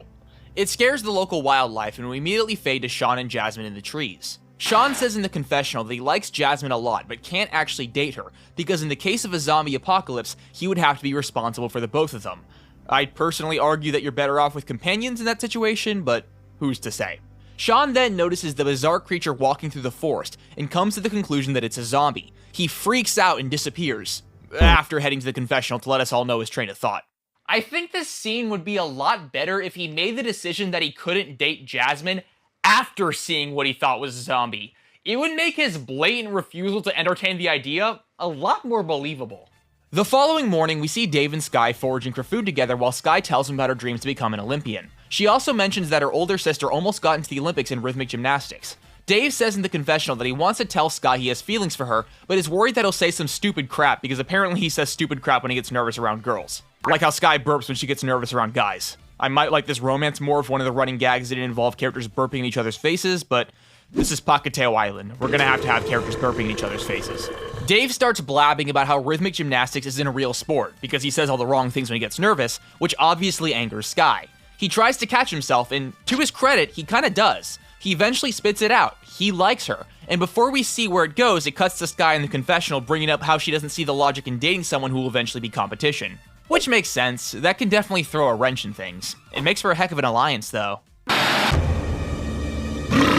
Sorry, that happens when I'm nervous. I know. So, was that belch a yes or a no? It was an I like you too burp, but... Don't want to hear the but. Let's just see where things go, okay? I sometimes talk about this show when reviewing it like I don't know where things are going, mostly for comedic effect. But there's a good chance that we're both aware of what's going to happen. We know how this story ends. And now's the point where it's like, oh shit, it's happening. The teams head to the lake for this episode's challenge, and we see a little bit of banter unfold along the way. Ella wrote Sugar a poem about how much she loves her since Chris has been stopping her from singing, but obviously Sugar still hates Ella with a passion. For whatever reason, after seeing Ella get yelled at by Sugar, Sky tells her that Sugar is probably lacking in confidence and just needs to be encouraged, which lights Ella up once again. And that kind of confuses me. It's honestly really bad advice. Ella has been bar none the most gregarious person in the entire team, and all that's seemed to do so far is make Sugar hate her more. I'm honestly partially convinced Sky had an ulterior motive saying this, but I don't really know what. The worst I can think of is that she thinks Sugar abusing Ella is good somehow, and the best is that she wants to cheer Ella up. I mean, I guess we did see Sky sit by last episode when Sugar tried to attack Ella. She could have helped. Just saying. Anyway, the conversations all come to a sudden halt when the campers notice Chris McLean's sexy new look. His stubble is gone, and he has the most delighted, wonderful-looking grin. It just won't go away. He's just always smiling. Topher quickly clocks that he recently got quote-unquote slow tox treatment done, which is an obvious parody of Botox. If we pass a McDaniels or a Burger Queen, let's have... The challenge this episode is once again pretty straightforward. Players have to run across a dock to collect a dueling stick, which is canonically what they're called, and run back while trying to knock someone off from the other team. The first team to collect 6 dueling sticks wins immunity. It's around this time that Sky notices Sean is missing, because he's out in the forest covering himself in dead fish guts to lay low during the ongoing zombie apocalypse. Chris tells Chef to look for him, but makes a note that if Sean doesn't end up competing in the challenge, Team Musquawk will automatically forfeit and he will be eliminated along with another member of the team. Ironically, no one on Team Musquawk seems stressed out about it. The only person who seems visibly worried is Jasmine. The characters swim over to the docks, and the show actually goes out of its way to point out that none of them are wearing their swimsuits.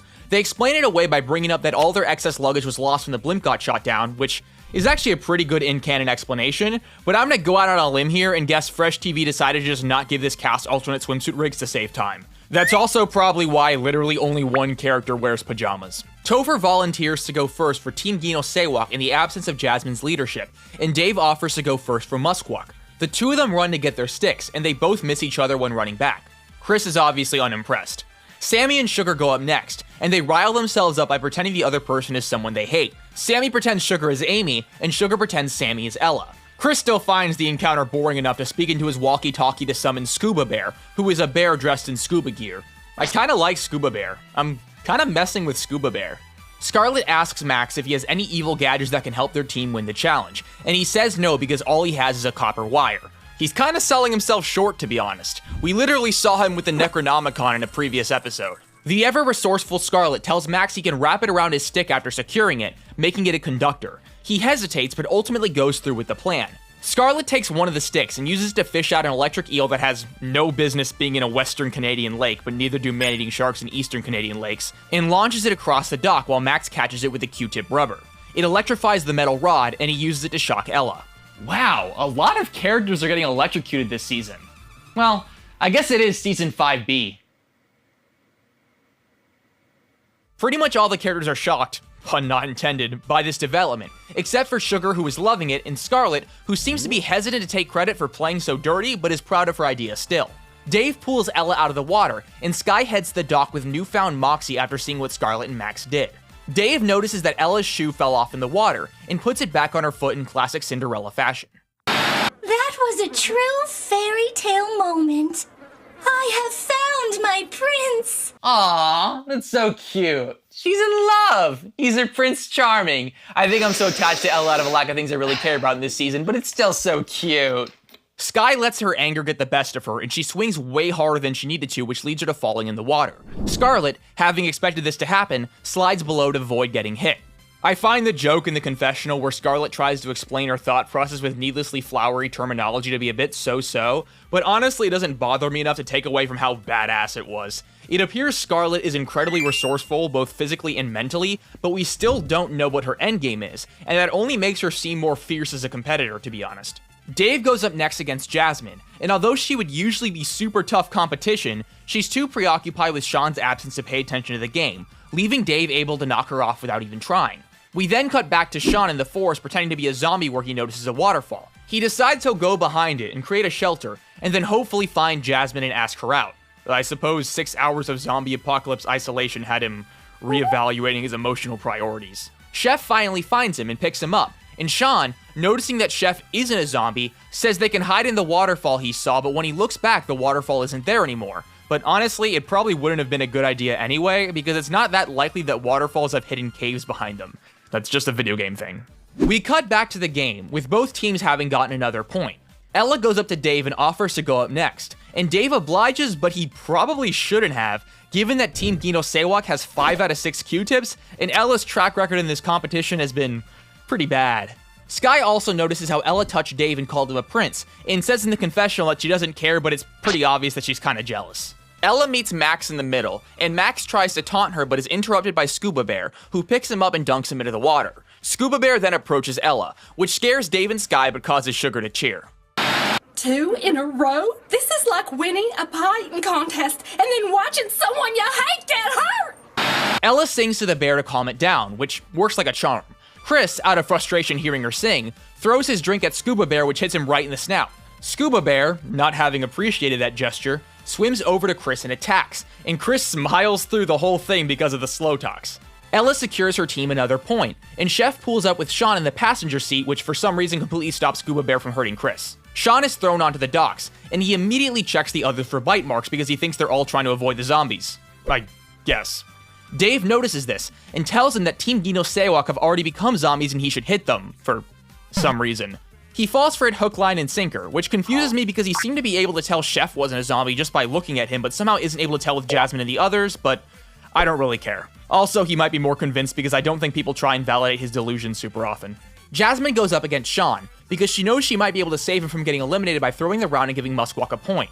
Meanwhile, Sean believes that Jasmine is trying to eat his brain, so he hits her with a life or death swing, much harder than he would have otherwise. Jasmine comes up furious, yells at Sean, and he figures out that there are in fact no zombies on the island, except maybe the one he saw the previous night. Awkward! With both teams now at 5 points, Sugar and Sammy go up for the final round. Amy? Samey! Whaty? Switchy? Well, either Amy is back or Samey never left. No, wait, that's not right. Did Amy just call Samey Amy, or was Amy calling Samey? And what was Ella doing touching Dave's arm? Samey's been pretending to be Amy the whole time. I thought we all knew that.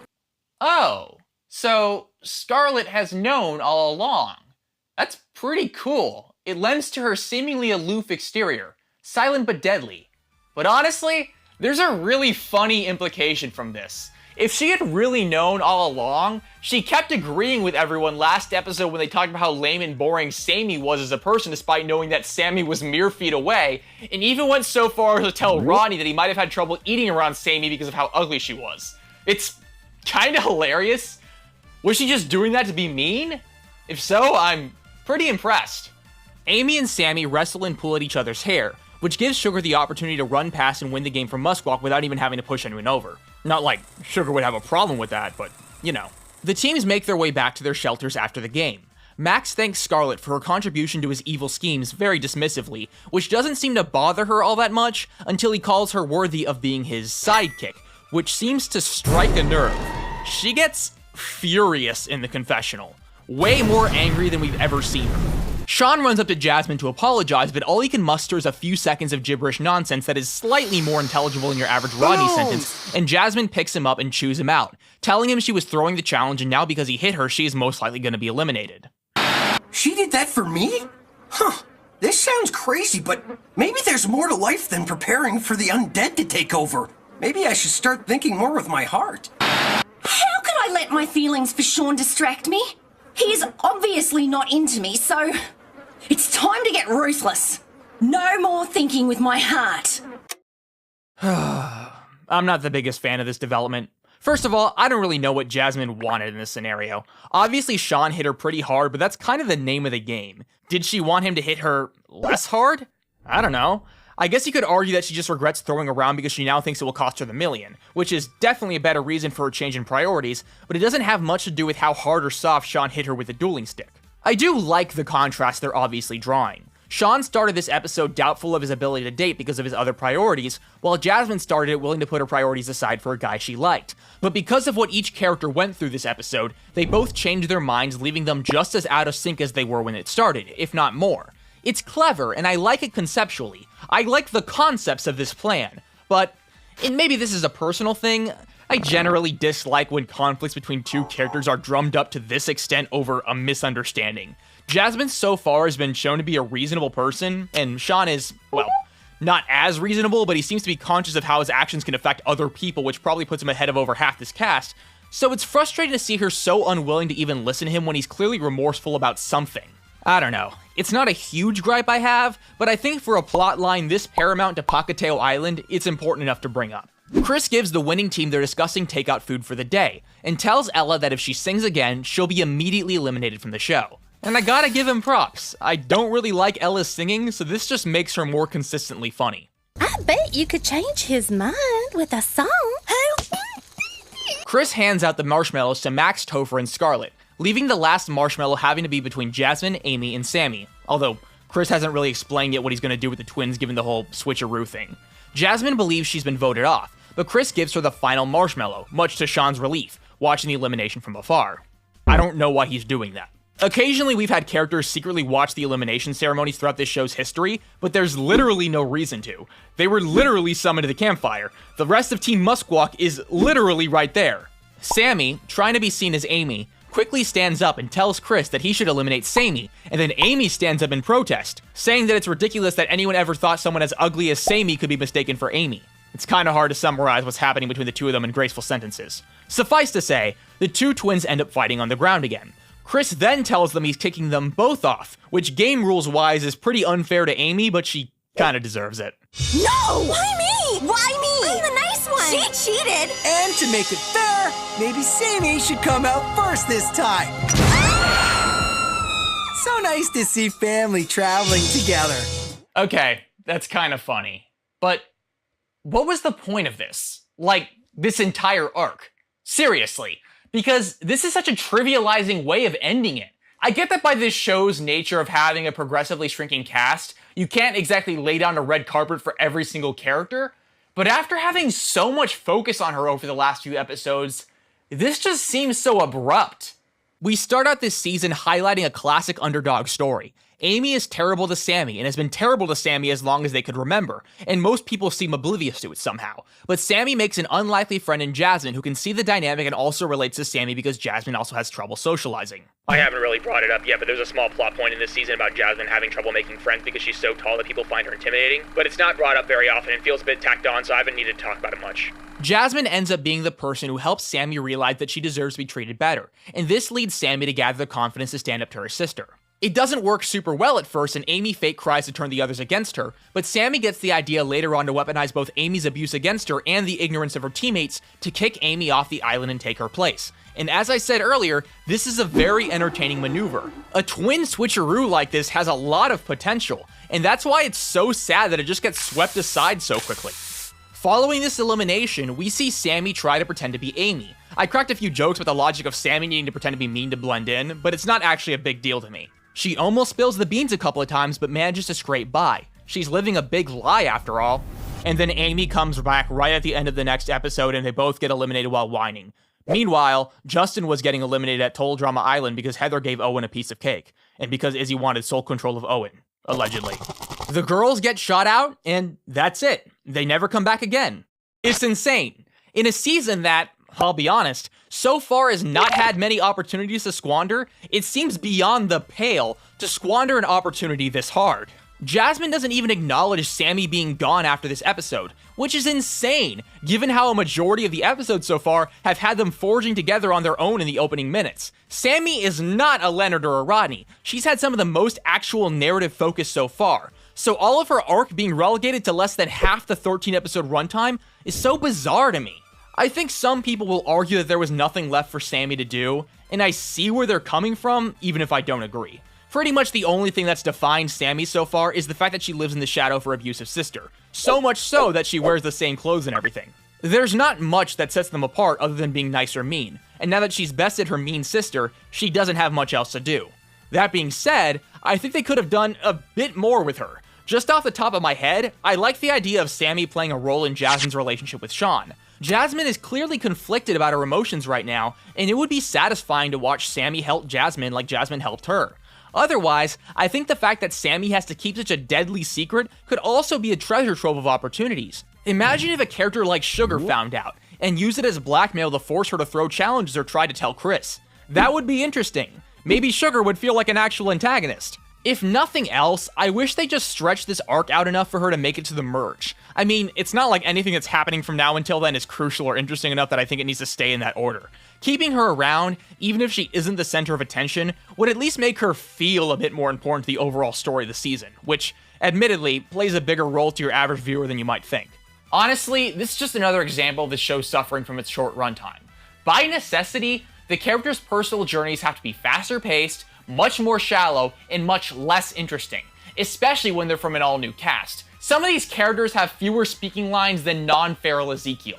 I also, straight up hate how the last we see of these characters is them just bickering. And although it might be strong, I know hate seems like an aggressive word, it's one that I try not to overuse, but this is such a bad habit the show developed that bothered me so much, it's a large part of why I started this series in the first place. At this point in the show's history, it had this awful disposition for abruptly ending its character arcs and sending them off in a way I can only describe as demeaning.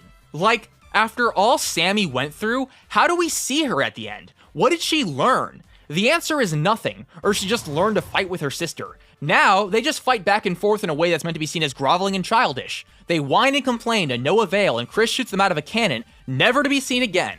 It's like they don't even want us to find these characters interesting. Spoiler alert, Pacateo Island doesn't have the characters return in its finale, not even in fart balloons. This was Total Drama in 2014. It boggles my mind, especially with Sammy, because she seemed like one of the very few characters Fresh TV would be intent on giving a happy ending, but nope, not even close. One might argue this is in large part due to Chris's Flanderization, but I get the impression from Total Drama Pacateo Island that we as an audience are expected to see the members of this cast as nuisances more than anything. And to be fair, in Pacateo's case, it's kinda true. But this habit goes back to Revenge, debatably World Tour, and it's so puzzling. I've said this before and I'll say it again. Total Drama fans actually like the characters in Total Drama. We like seeing them grow. We like seeing them learn. We like seeing how they change. Season 5 doesn't seem to believe us when we say that. Anyway, that was episode 5. All in all, despite my rant, I like it a decent amount. Honestly, I've been enjoying these episodes more and more the further we've gotten into the season. Hopefully that trend continues. Episode 6 opens up with Dave sitting on a blanket he set up for a romantic picnic with Sky. Unfortunately, the first person who comes across this setup is not Sky. Didn't you say Sky was hesitant about getting into a relationship? No. All she said was, I like you too, but... The but could be anything. Maybe it was, I like you too, but even more than you like me. Uh-huh. Sean tells Dave that Sky likely won't want to enter a relationship because a boyfriend in the game might complicate her chances at winning the million, which honestly is debatable. A significant other in the game is an instant alliance after all, but I said that already. Dave then says that he'd gladly lose $1 million for true love, and Sean is immediately stirred by the sheer intensity of his delusion. He says in the confessional he's going to tell Sky to meet Dave at the picnic and then tell Jasmine how he feels. Before we see that though, Sugar walks up to Sky and asks why she's looking so worried. Sky confides in her that she's worried about something going on between Dave and Ella. Sugar tells her she doesn't have anything to worry about, and weaves a little tale that Dave is a bit of a smooth operator who's chatting up all the girls, including her. Which seems like a bold-faced lie, but to be honest, he has the highest record for girls who are into him on the island so far. Other than Rodney, of course. Sugar then says in the confessional that she made it up to cause trouble with the upcoming merge. It turns out that Dave is not, in fact, sweet-talking all the ladies. He is not, in fact, loved in 7 languages. Nor is he moving in space with minimum waste and maximum joy. He's not coast-to-coast LA to Chicago. Chicago isn't even on the coast. Or maybe he is. Sean runs through the forest and comes across Ella, who asks where Dave is, and he tells her that Dave has set up a picnic for his quote-unquote true love. And Ella gets the wrong idea. Ella? Yes, Prince David? Dave is fine. I kinda set out this romantic picnic 'cause, I'm listening. It's for someone very special. Oh, David, I'm so... And she's gonna be here any minute, so would you mind going away? Like, before Sky shows up? Oh no! Oh no! This is for Sky? Of course it is! I'll just, you know... Huh? No! He was her Prince Charming! He was her very special someone! I hate admitting it, but these stupid-ass romantic comedy setups are so entertaining to me. This scene hurts so good. Sean tries to let Sky know about Dave's romantic picnic, but Chris calls everyone to the challenge before he gets the chance. At the meeting area, Jasmine tells Chris that there's something wrong with the island. She notes that certain objects are in different places from where they used to be, and Chris and Sugar make fun of her, implying that she's losing it. Sean shows up to Jasmine with a bunch of flowers saying he needs to tell her how he feels, but before he says anything, she slaps them out of his hand and tells him to stay away from her. I'm done with Zombie Boy's mixed messages. First he's all sweet, then he hits me with a dueling stick, then he brings me flowers. If this is how Canadian boys flirt, I'd hate to see how they propose. Yeah, he's so weird. Why on earth would a person bring another person flowers after doing something the other person takes offense to? What kind of reason would someone have for doing something like that? It's so weird. It's so random. Once again, I think it's a little on the nose that Jasmine is so adamant about not hearing Sean out under any circumstances, especially given her reasoning. I know I brought up the possibility last episode that she might just be hesitant because a relationship could throw her off her game, but that's not what she says her problem is here. Her problem is apparently that he hit her in a game where they were supposed to hit each other, and then he brought her flowers. She's been shown to be too reasonable of a person in general for me to believe she'd be this stubborn. Ella, what happened? Are you okay? I'm fine. It's just that my heart is filled with sorrow.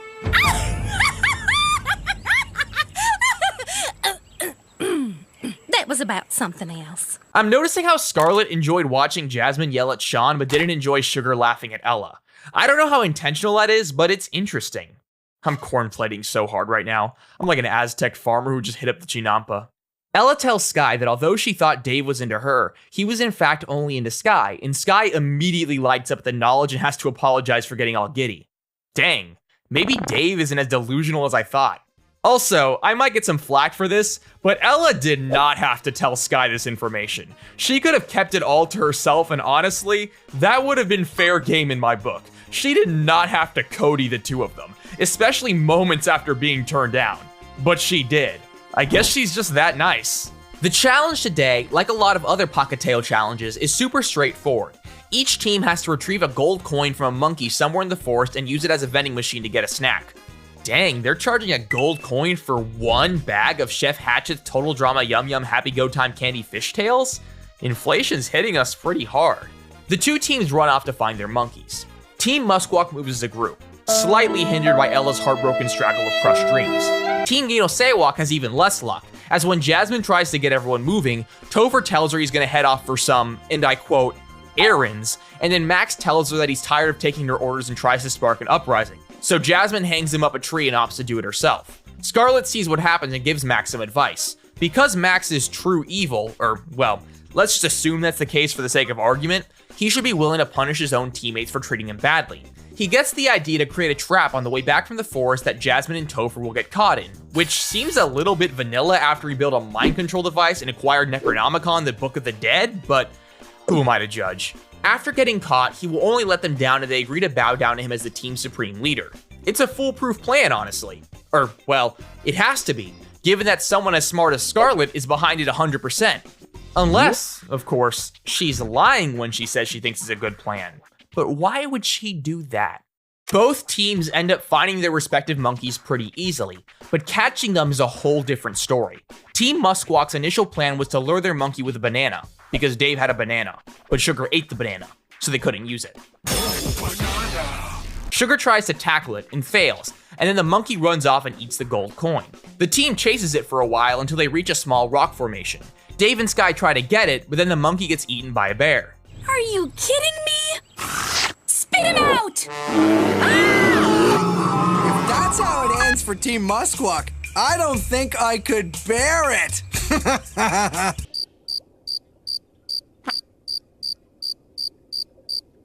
Meanwhile, Jasmine is able to chase the Ginosewak monkey pretty far into the forest, but she runs into a major problem. The monkey took off its collar and is now chilling out with its identical friends. Double, meanwhile, Topher runs through the forest and accidentally, in quotes, runs into Chris and knocks him onto the ground. He immediately apologizes and lies that he was chasing the monkey and runs off. And once he's gone, Chris says outright that he should start hating Topher. I get it. Cheap imitators can be fun, but they eventually wear you out. I would know. We then see Topher in the confessional saying he stole Chris's cell phone, which is weird because after conducting a frame-by-frame analysis with special attention on the position of Topher's arms, it seems implausible that Topher could have swiped it, but I'm just nitpicking, it's not a big deal. And we see him make a call to the executive producer of Total Drama. Hello? Is this the executive producer of Total Drama? Excellent. I'm Scribs Hackley, calling from a major newspaper you've definitely heard of. Question, how old is your host Chris McLean, 60 or 65? Really? Guess those were hard years. Have you ever considered a younger host with amazing hair? I'll call you back, I gotta run. Ha, the seed of doubt is planted. This scene is one of the big reasons why the topic of Chris's canon age is so puzzling to me. Topher doesn't seem to believe that Chris is 30 here, or, well, he's at least pretending not to give the producers the idea that someone may perceive Chris as older than he actually is, but he also seems genuinely surprised when he hears the producer's answer. If he knew Chris's age, why would he be surprised?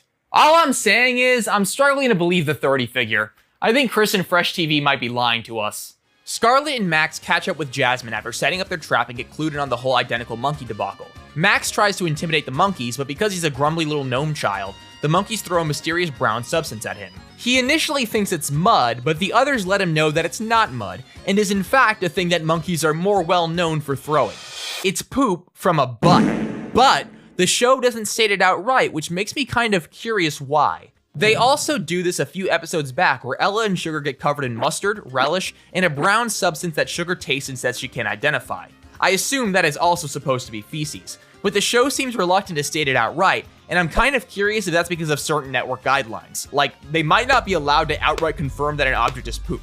I know it's kind of a vulgar topic, but this is kind of interesting subject matter to me. I've talked before in this series about the show's various types of adult jokes and potty humor and what does and doesn't get censored, because I think trying to figure out the specific rules, if there are any, is super interesting. I might have to do a video about that down the line. Speaking of poop jokes, Team Muskwalk is seen back where they initially ran into the monkey, trying to think of a way to get the bear to spit it out. Sugar says they should just give it some bad cabbage and a bran muffin, but they don't go for it. Sky comes up with the bright idea to just bring Chris the bear. Yes! Sky's plan to bring the bear to Chris is terrible and will get us all killed. But I want to show her I'd be a good boyfriend, so... This is an awesome, awesome plan! I am not terrified! Let's do it! Dave tries to lure the bear like it's a little puppy, and it works pretty well, surprisingly. The bear pulls Dave close and starts licking him affectionately. Dave, holding back a lot of his germophobic screaming with the slobber and the dirt and the bear armpit smells, insists to Sky that her plan is still really good and is going great. The others realize that they need to save Dave from the bear before he gets crushed to death of Mice and Men style. Sugar, in her infinite wisdom, comes up with a plan to have Ella sing to the bear and lure it back to the campsite. Ella says that she can't because Chris banned her from doing so, but Sugar promises that no one on the team will rat on her, and after a bit of time, Ella caves in and serenades the bear almost immediately. All this for a guy who just rejected her on TV. She really is pure of heart. They start walking back to the main area with the bear behind them. Our best chance to find which monkey has the coin is by conducting a neuroscientific experiment. I mean, it's no secret that there's hyperactivity in the mirror neurons in primates, right? In English, Four Eyes? We play monkey see, monkey do? Great idea!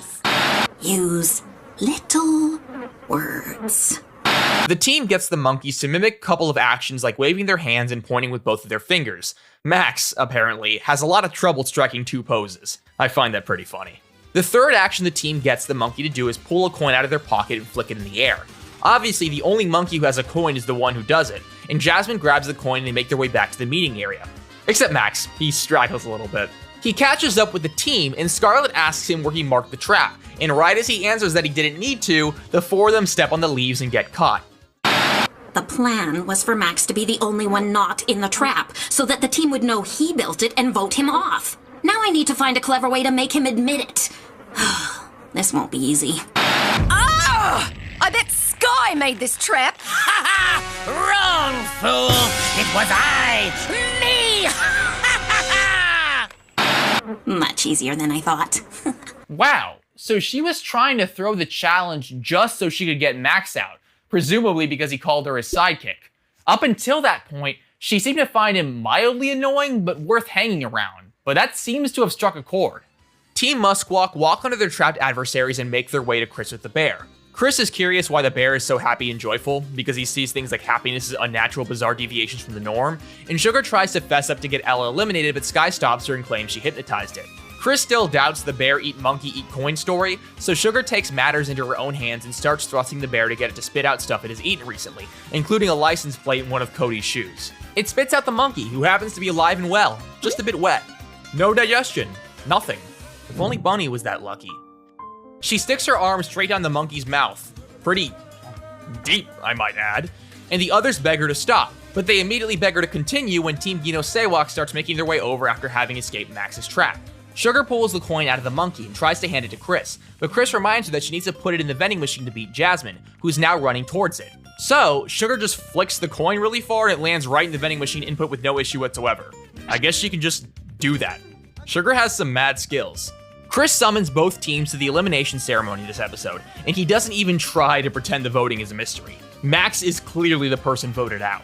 However, he is not the one being sent home this episode, because someone else broke a very important rule. It has come to my attention that a certain singer has sung her swan song. Sorry, Ella, I received an anonymous note about it. Actually, it was an anonymous note. But, whatever, you're going home. We here at Switchy Productions formally disavow Sugar for snitching on Ella. Also for the surface level hillbilly jokes. They're not that good. I don't even know why Sugar has that accent in the first place, given she's from Canada. It doesn't make that much sense. Ella, now having been eliminated from the show, realizes she can sing again and performs her swan song before heading to the cannon. And once again, it's I think my main issue with Ella's singing bits is that they're just kind of bland. The lyrics feel a bit too predictable and juvenile for my taste. I came on Total Drama and survived just fine with only minor damage to the base of my spine. It's just... Also, the instrumentals don't do much for me. I know what they were going for, but I just find them a bit overly scattered. I should make it crystal clear, though, that although I found Ella pretty annoying during the first episode, she got a lot better, and at least for the last 2 or 3 episodes is pretty cleanly my favorite character. This kind of comes down to 2 main reasons, and honestly, you can see a similar glow up with characters like Sean and Max. I think Ella slotted into Team Muskwalk properly once Leonard and Biro were gone, because she was able to be the team's resident oddball without much competition. Not to say Sugar and Sean aren't weird, but, you know, it's all relative. I really enjoyed the team dynamic last episode, and I think it's a valuable example of how the existence of these bizarre head-in-the-cloud characters isn't necessarily a bad thing for me, it's more so that it just needs to be done in moderation. Characters like Ella need more down-to-earth teammates to be balanced out in my opinion. I don't think this show is playing to its strengths otherwise. It's also worth noting that the character writing has gotten a lot more nuanced as we furthered into the competition. One of the things that drove me nuts about the first episode was how so many of these characters are compressed down to one main joke, which leaves the writing feeling repetitive and obnoxious. Ella definitely suffered from that. Sean also suffered from that. But now that the characters' quirks are more established, the writers seem less convinced that Ella spontaneously breaking into song or Sean randomly comparing something to a zombie apocalypse is that funny. Which I like, because I never found it funny in the first place. Instead, the cast feels a bit more refined, and a few members are blossoming into, like, actual characters instead of walking 2-minute SNL skits. I don't even think Sean brought zombies up once this entire episode. Even Max, who I'll be honest, hasn't really been that pleasant to me so far, tickled my fancy quite a bit. So yeah, once again, this is a pretty decent episode. I liked the challenge, and I liked what happened outside of the challenge. I'll miss Ella, but I think we'll be alright. Well, I hope we'll be alright. Alright, episode 7. In the words of Big Time Rush, oh, we're halfway there. Oh, whoa, living on a prayer. At least in terms of episode count. I don't know how much or how little I'll have to say about the latter half of this season. The episode opens up with some morning Kino Sewak antics, with Jasmine accidentally waking up the others when she jumps down from the tree she was sleeping on. This leads to a small argument with Max, which gets swept aside when it's revealed that his bed got infested with red ants. He demands Scarlet, whom he calls his sidekick, to clean his bed for him, which annoys her. A lot. She hates him at this point. Like, hates. She says in the confessional that she wishes everyone would realize how stupid he is so they would realize that she's the one who built all his gadgets, but that line kind of confuses me. Sure, she made the popping balloons and the electrified Q-tip plans, but those hardly count as gadgets, at least not in the typical evil genius sense of the word. The only gadget I can really think of that's been used so far is the mind control device, which Max is said to have built. Scarlet even asks him what it does. Of course, she's the one who notices it wasn't plugged in properly, but she didn't build it in the first place. The best I could give her is a Lennon-McCartney style credit, but I don't think that's what she wants. Sky, will you be my jungle queen?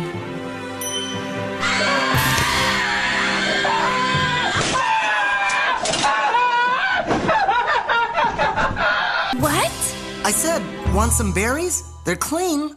Oh, thanks. It wasn't even Dave's fantasy. It was Sky's fantasy.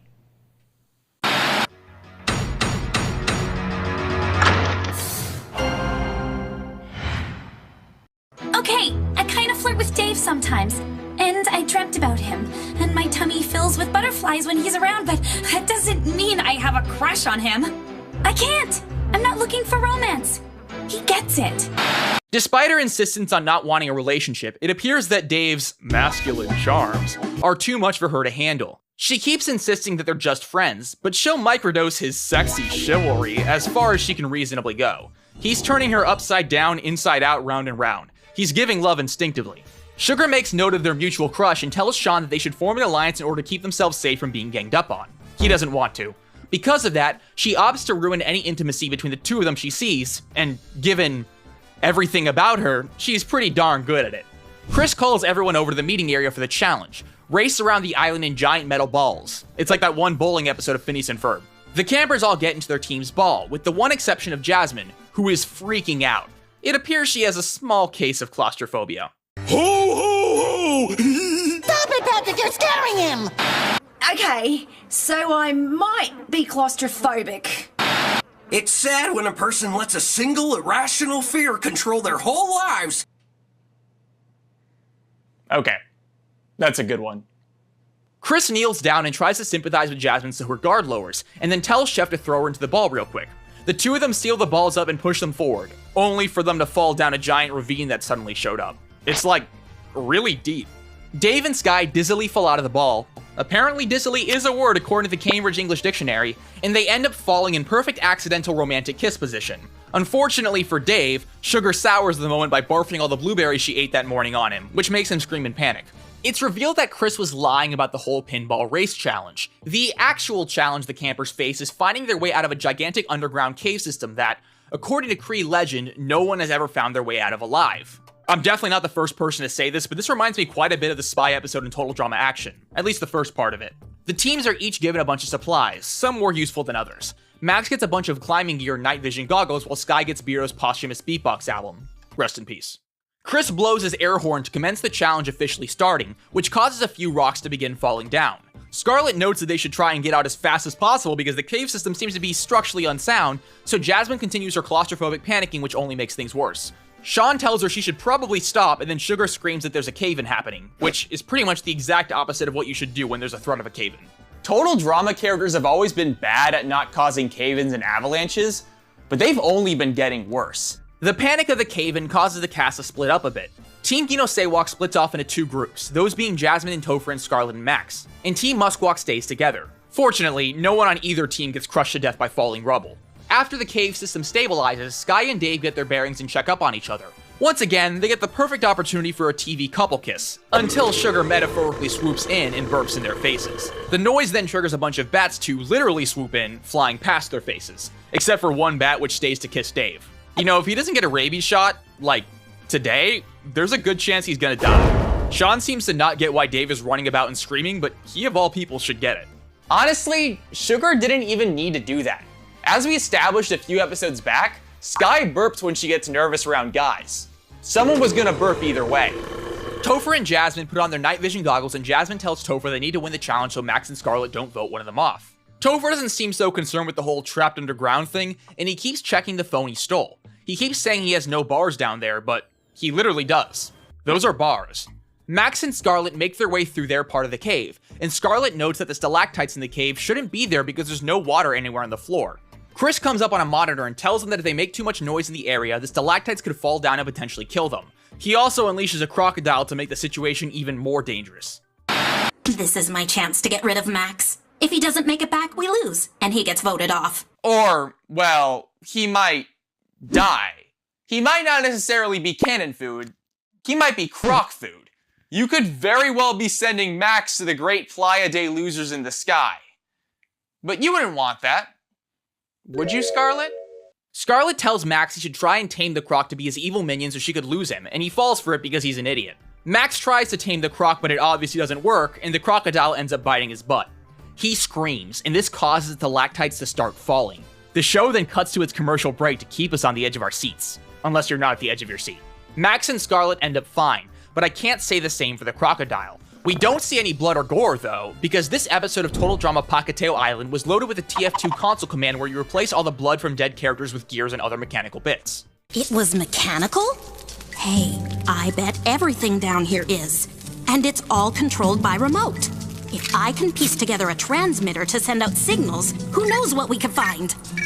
I bet they're all using neighboring frequencies. Okay, how is she doing that? That doesn't make any sense. Nice. I just installed Instagram. Max yells at Scarlet to stop babbling, although I think other than the touchscreen PCB, the technobabble here is pretty fair game, and commands her to suck the venom from the crocodile out of his butt. Honestly, Max is growing on me. I'll admit it. We check in on Topher and Jasmine, with Topher trying to narrate what's going on to show us how good of a host he is, and they come across a giant ledge they can't see the bottom of. Chris tells them they have to hope for the best and jump because they can't go back the way they came. Jasmine has another claustrophobic panic attack, causing her to grab Topher and squeeze him as long as she can until he passes out and she freaks out even more so and they fall down the ledge. Fortunately, the drop ends up being really small. It's definitely safe enough that they don't get injured, but you could absolutely still torture Owen from that height. Team Muskwalk finds their way into a crystal cave, and Chris tells them that all they have to do to cross it safely is walk through without stealing anything, because the cave is guarded by the mysterious Bling Bear. However, Bling Bear immediately attacks them, and he seems to just be Scuba Bear with some jewelry and golden teeth. This is kind of a weird running gag, but I sort of mess with it. It seems like he collects weird shticks to stand out and find an identity. He's like Starburns. It's revealed that Sean stole one of the crystals when no one was looking, although we never actually see it happen on screen. It's not a big deal, but I would have preferred them to actually show it, even if it's subtle or hidden away. It would have been fun to look out for when rewatching. The team runs away until they make it to a small pool of water, which they jump into to avoid Bling Bear, who for some reason decides not to chase them further despite having the means of doing so. Dave and Sky have a little bit of banter, and Sugar tells them that she found a string that likely leads to the surface. They climb up and see the way out, and then they realize where they were coming from. The infamous outhouse confessional. The cave water was not just normal cave water, it was sewage. Although, once again, the characters stop themselves before they outright say that they're covered in human feces. I think that's another clear smoking gun for believers in the total drama poop theory. Scarlet finishes her wireless transmitter and tries sending out a signal, which ends up opening a hidden door to an elevator. Once again, major action spy challenge vibes. You still think this cave is normal? Of course! It's just an ancient Kree secret passage. With carpeting and music? Clearly the Kree had taste. And you no longer need this useless thing. Wow, I knew he was bad at being a villain, but I didn't expect him to be that bad. He's so bad at being bad, he risks becoming a good guy on account of how often he fails to do bad things. Topher and Jasmine find an uphill passageway in the cave, and Jasmine refuses to check it out on account of her phobia. He then notices that his phone has more bars when he points it in the direction, which leads them to believe it's a way out. They make their way up, and come to find out that the tunnel they're going through is in fact a gopher tunnel, and these gophers do not welcome guests. Topher tries to retreat, but Jasmine suddenly gains the courage to pull through. She grabs Topher and uses him as a battering ram to escape, and they bust out of the ground right below Chris and Chef. The old Minecraft method. Team Muskwalk and the evil duo show up soon after, and despite the fact that everyone made it out safely, Chris is furious because no one actually made it to the specific finish line of the challenge, so no one actually technically won or lost. This makes everyone except for Scarlet cheer, because they assume this means there's no elimination. But Chris contests and says there will be one. He was lying though. Basically, all that happens is he asks Chef to torch the meal that was prepared for the winning team. That's it. That's the elimination. Also, has anyone else noticed that Chef has basically said nothing this season? He's talked like 2 times. People complained a lot about how swept aside Chef gets in Revenge and All-Stars, but I think it's worse here. He's sort of turned into a glorified intern. Now, I have a serious matter to discuss. It's become obvious that a certain couple is well on their way to Smooch City. I think we all know who I'm talking about. This kind of lip-locked alliance is unfair to the other team members. It's also kind of awkward. So, I've decided to split them up. I really like Dave as a friend, but this is for the best, and I know Dave agrees. No! So without further ado, I'm breaking up Max and Scarlet. We? Him? Me? No, but... Oh, no, we're not... That was close. Okay, that's really funny. That's like really, really funny. I said this already, but the comedic writing has gotten a lot more enjoyable for me since the first couple of episodes. That is like a world tour tier joke. Chris makes Max join Team Muskwalk, and although Dave initially thinks he's safe, Chris has Sky take Max's place on Team Gino Sewak. It's not like we're on different islands. There's still a shot, right? I'll miss Dave, but at least now he knows there's no shot. But, like, why though? You were literally down to kiss him earlier this episode. Like, both of you would have done it if Sugar hadn't burped in your faces. I know you said that you didn't want to date potential competition, and that makes sense, but that doesn't adequately explain your behavior for basically this entire episode. Okay, well, to be fair, I think it could be argued that Sky was just really, really tempted by Dave. And now that she won't be seeing him as much, there won't be as many challenges to her self-restraint. That would be a good reason, especially since we've seen her fantasies. But I think the show would have benefited from making that point outright. Instead, it's all glossed over and it comes off as inconsistent on an initial viewing. It actually kind of reminds me of how wishy-washy the show was about Gwen and Trent back in Island. And that's kind of funny, because despite all the shit I fling at the later seasons, that's one thing I think they got noticeably better at. I'll admit that I don't actually know how the show was made behind the curtain, but I get the impression that after season 2, the writing team maintained a clearer vision of how they wanted the characters to change and grow as the episodes went on. And there was a dramatic drop in character arcs that kept waffling back and forth due to a lack of season-wide direction. None of this is the end of the world, though. If maintaining a clear and intuitive narrative structure at all times was that important to me, Total Drama Island wouldn't be my favorite season of this show. Altogether, this was an alright episode. I don't like it as much as the last couple, but it doesn't really get on my nerves, and frankly at this point, things not getting on my nerves is a treat. The next episode begins with Skye waking up in her new team's abode, only to notice that Scarlet is taking notes on her sleeping habits for some reason. Jasmine tells Skye that Scarlet is a bit weird but otherwise harmless and offers her breakfast, and Skye accepts it but immediately gets sad. Jasmine asks why, and she starts talking about how she really misses Dave, even though they were just friends. They were just friends, guys. Really. I really mean it. No romantic interest whatsoever. The platonic feelings are off the charts. It's on a level the likes of which we've never seen before. They keep saying, please, please stop it, Skye and Dave. It's too platonic. Your friendship is too amicable. You're too happy with what you have. But they have to keep going. They have to keep enjoying each other's company without desiring anything more intimate. I got used to having breakfast with Dave every morning. We were just friends, but I'm still gonna miss him. No. You can't have feelings for the enemy. I used to have a thing for Sean, but... Sean? Yes? Okay.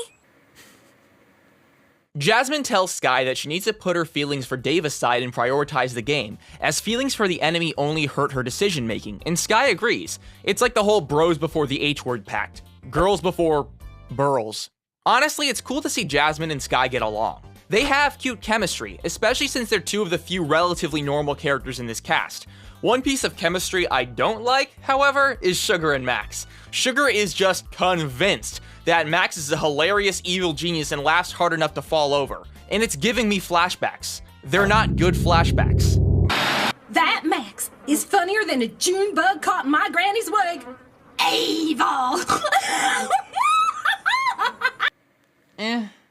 Sugar takes note of Dave's moping and subtly, or not so subtly, rubs it in that his odds at getting with Skye are low now. She even makes a Taylor Swift Red reference. Sean randomly jumps in and scares the heck out of Dave. I don't know from where, given that the entrance is in the other direction, and they talk for a bit about their relationship woes. Sean notes that he saw Jasmine and Skye talking in the treehouse, and he thinks that with all the girls talk going on, they'll eventually get over the issues and reciprocate the girls' feelings. This gives Dave some newfound hope. His heart is ready to be crushed all over again. Chris rallies the teams for the challenge, a 3-part race where players have to navigate deadly environments while being as quiet as possible. A den of sleeping lions who are all male for some reason and also rattlesnakes, an open field guarded by a blindfolded chef with his pasta blasta, I still find it funny how Canadians apparently pronounce pasta, and then a snow-capped mountain that apparently exists which is at risk of avalanches. Uh-oh, the oven's going off. Sounds like someone's reheating their nachos! Honestly, I'm not super big on this one. We had a similar situation with the stalactites and cave-ins in the previous episode, and the show can't help but make a lot of the same jokes. Also, I hate the spaghetti cannon. I hate it. In general, I think multi-part obstacle course is pretty consistently the least interesting type of challenge at this point in the show. I think Fresh TV was well aware that this challenge wasn't exactly cutting edge, and because of that they had one extra trick up their sleeve. The campers will have to do everything while also carrying newborn babies that are dropped on them from a hot air balloon. Initially he tries to act like he only added the babies to the challenge because Topher was undermining him, but I think he always had the babies up his sleeve, unless he managed to kidnap a bunch of children, hoist them up on a hot air balloon, and prepare them to be dropped in a matter of seconds. This is definitely a goofy gimmick, but I don't feel really strong about it one way or the other. I've seen people say it's really uncomfortable and creepy, which I think I can understand, although I definitely don't feel that. The danger in this show doesn't usually get on my nerves unless there's some permanence to it. On the other hand, some people think this bit is hilarious, and I absolutely don't feel that. One of the big jokes throughout the episode is that Max really likes kids. Not in a creepy way, but in a nurturing, responsible way. And it does nothing for me. It doesn't annoy me, but yeah. There are jokes with Max that make me roll my eyes, like when he practices his evil laugh, but this one, I'm pretty indifferent to it. I guess it makes sense because it's revealed in his audition tape that he does a lot of babysitting. The challenge starts when the campers first try to navigate the lion's den. Sky gets pulled aside into the bushes by Jasmine, and Team Gino Sewak hatches a plan to get the lead on Muskwalk and wake up the lions to slow them down. Sky is reluctant as she doesn't feel completely comfortable unleashing a pride of lions on Dave, but Jasmine tells her that they're the enemy and she needs to keep her head in the game or lose. Meanwhile, Topher is literally on his phone not paying attention to anything. He's a walking boomer kids these days comic. Jasmine doesn't care though, and focuses most of her ire on Sky. I actually like this detail because it demonstrates how hung up Jasmine is on the fact that she threw a challenge for a guy she was into, that it's the primary thing that she recognizes as a potential source of trouble in her teammates. And to be fair, she was right to be concerned, because right as the team breaks and a tree literally disappears for some reason, tisk foreshadowing, Sky runs back to help Dave with a rattlesnake on his butt. She feels conflicted about it in the confessional though. Right before Team Gino Sewak makes it out of the first zone, Topher's phone goes off and wakes a lion. He hopes that it was the network getting back to him about replacing Chris as a host, but it was in fact just Chris's mom sending him cat photos. The lion approaches the team, and Scarlet throws her baby at Sky to catch like a dodgeball, whoa, and jumps on Jasmine's shoulders and starts yelling and waving her arms, which scares the lion away. It's actually kinda cool. Panthera leo are apex predators, not unlike Ursus arctos horribilis. So their instinctive predator-prey response is, don't run from lions or bears, show them you're the boss. Wow guys, I am Scarlet. I am a smart cartoon character because I refer to animals by scientific terminology used for the purposes of taxonomy instead of their more well-known common language names. I am so smart. Whoa, look at this! It's a Canis lupus familiaris! Whoa, is that a Felix catus? I love Felix catuses, more commonly referred to as the house cat. I am hungry. I am going to get some food and put some sodium chloride on it. Team Gino Sewak makes their way to the next zone, but Team Muskwalk eventually catches up. Initially, the prospect of safely crossing the area without making enough noise to alert Chef seems pretty high, but the campers soon learn that there are a bunch of booby traps scattered around which will get you hit with a spaghetti cannon, and the smell of spaghetti will summon Pasta Bear, who happens to just be Bling Bear with a blindfold on. I don't know how Scarlet recognizes it given she didn't see it last episode, but whatever. The Gino Sewak girls step on a giant spring trap and get launched all the way to the back of the zone. As they make their way back, they approach Dave, who waves at Sky, irritating Jasmine. He alerts Sky of an air horn on the floor, and Jasmine reprimands her, telling her she needs to either be a team player or be seen as a traitor. So Sky picks up the air horn and throws it at Dave, which alerts Chef of his presence, gets him shot, and sends Pasta Bear in his direction. You know, Jasmine has the reputation of being kind of a nice character in this season, but she's kind of a cutthroat competitor. Sky, how could you do that?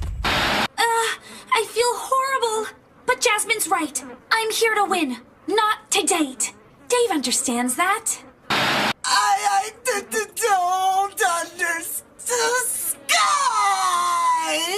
Oh yeah, are you guys excited? Are you guys at the edge of your seat waiting for what's next? Just chomping at the bit for the hottest developments in Total Drama's newest Will They Won't They power couple? I know I am! Team Gino Sewak make it to the final zone with Team Muskwalk straggling behind.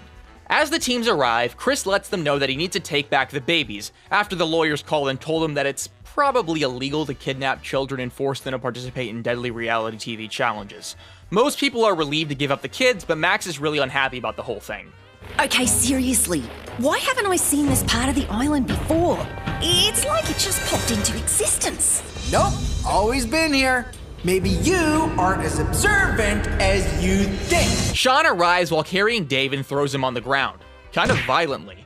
Dave asks Sean to let him quit, but then Sean tells him that if he wants any chance to win Sky over, he should stand up and try his best to complete the challenge. Surprisingly, Dave is won over pretty easily, but still can't move because he's literally paralyzed by the snake bites from earlier, so he still needs to be carried. This episode is making me like Dave less and less, but it's making me like Sean more and more. He's honestly a champ. Sugar and Sean team up to carry Dave, but they're still well behind the other team. Topher gets a call on the cell phone, and he assumes it's from the producers of the show. You got the tilt, man. We've been watching you, kid, and we like what we see.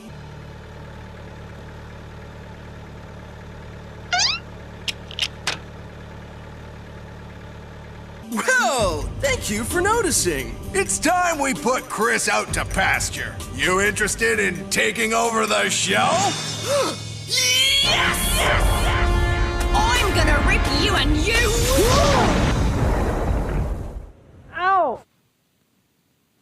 Okay then. Team Muskwalk rides on Dave like he's Owen in Season 3, Episode 7 and makes it to the finish line, and Dave immediately stands up and celebrates, despite being completely numb from the snake venom. I wanted to complain about that, but honestly I can totally believe he was just faking it so he didn't have to do the rest of the challenge. Also, Max is asked to return the baby because he lied about giving it back to the intern. Team Gino Sewak makes it to the elimination, and it's clear Topher is the one going home. Scarlet even blows a raspberry at him. I'm ecstatic to announce that you're eliminated, Chris! Ha! Who, me? Whatever do you mean? Newsflash! Chris is going home, and I'm taking over the show! I got the phone call from the producers during the challenge.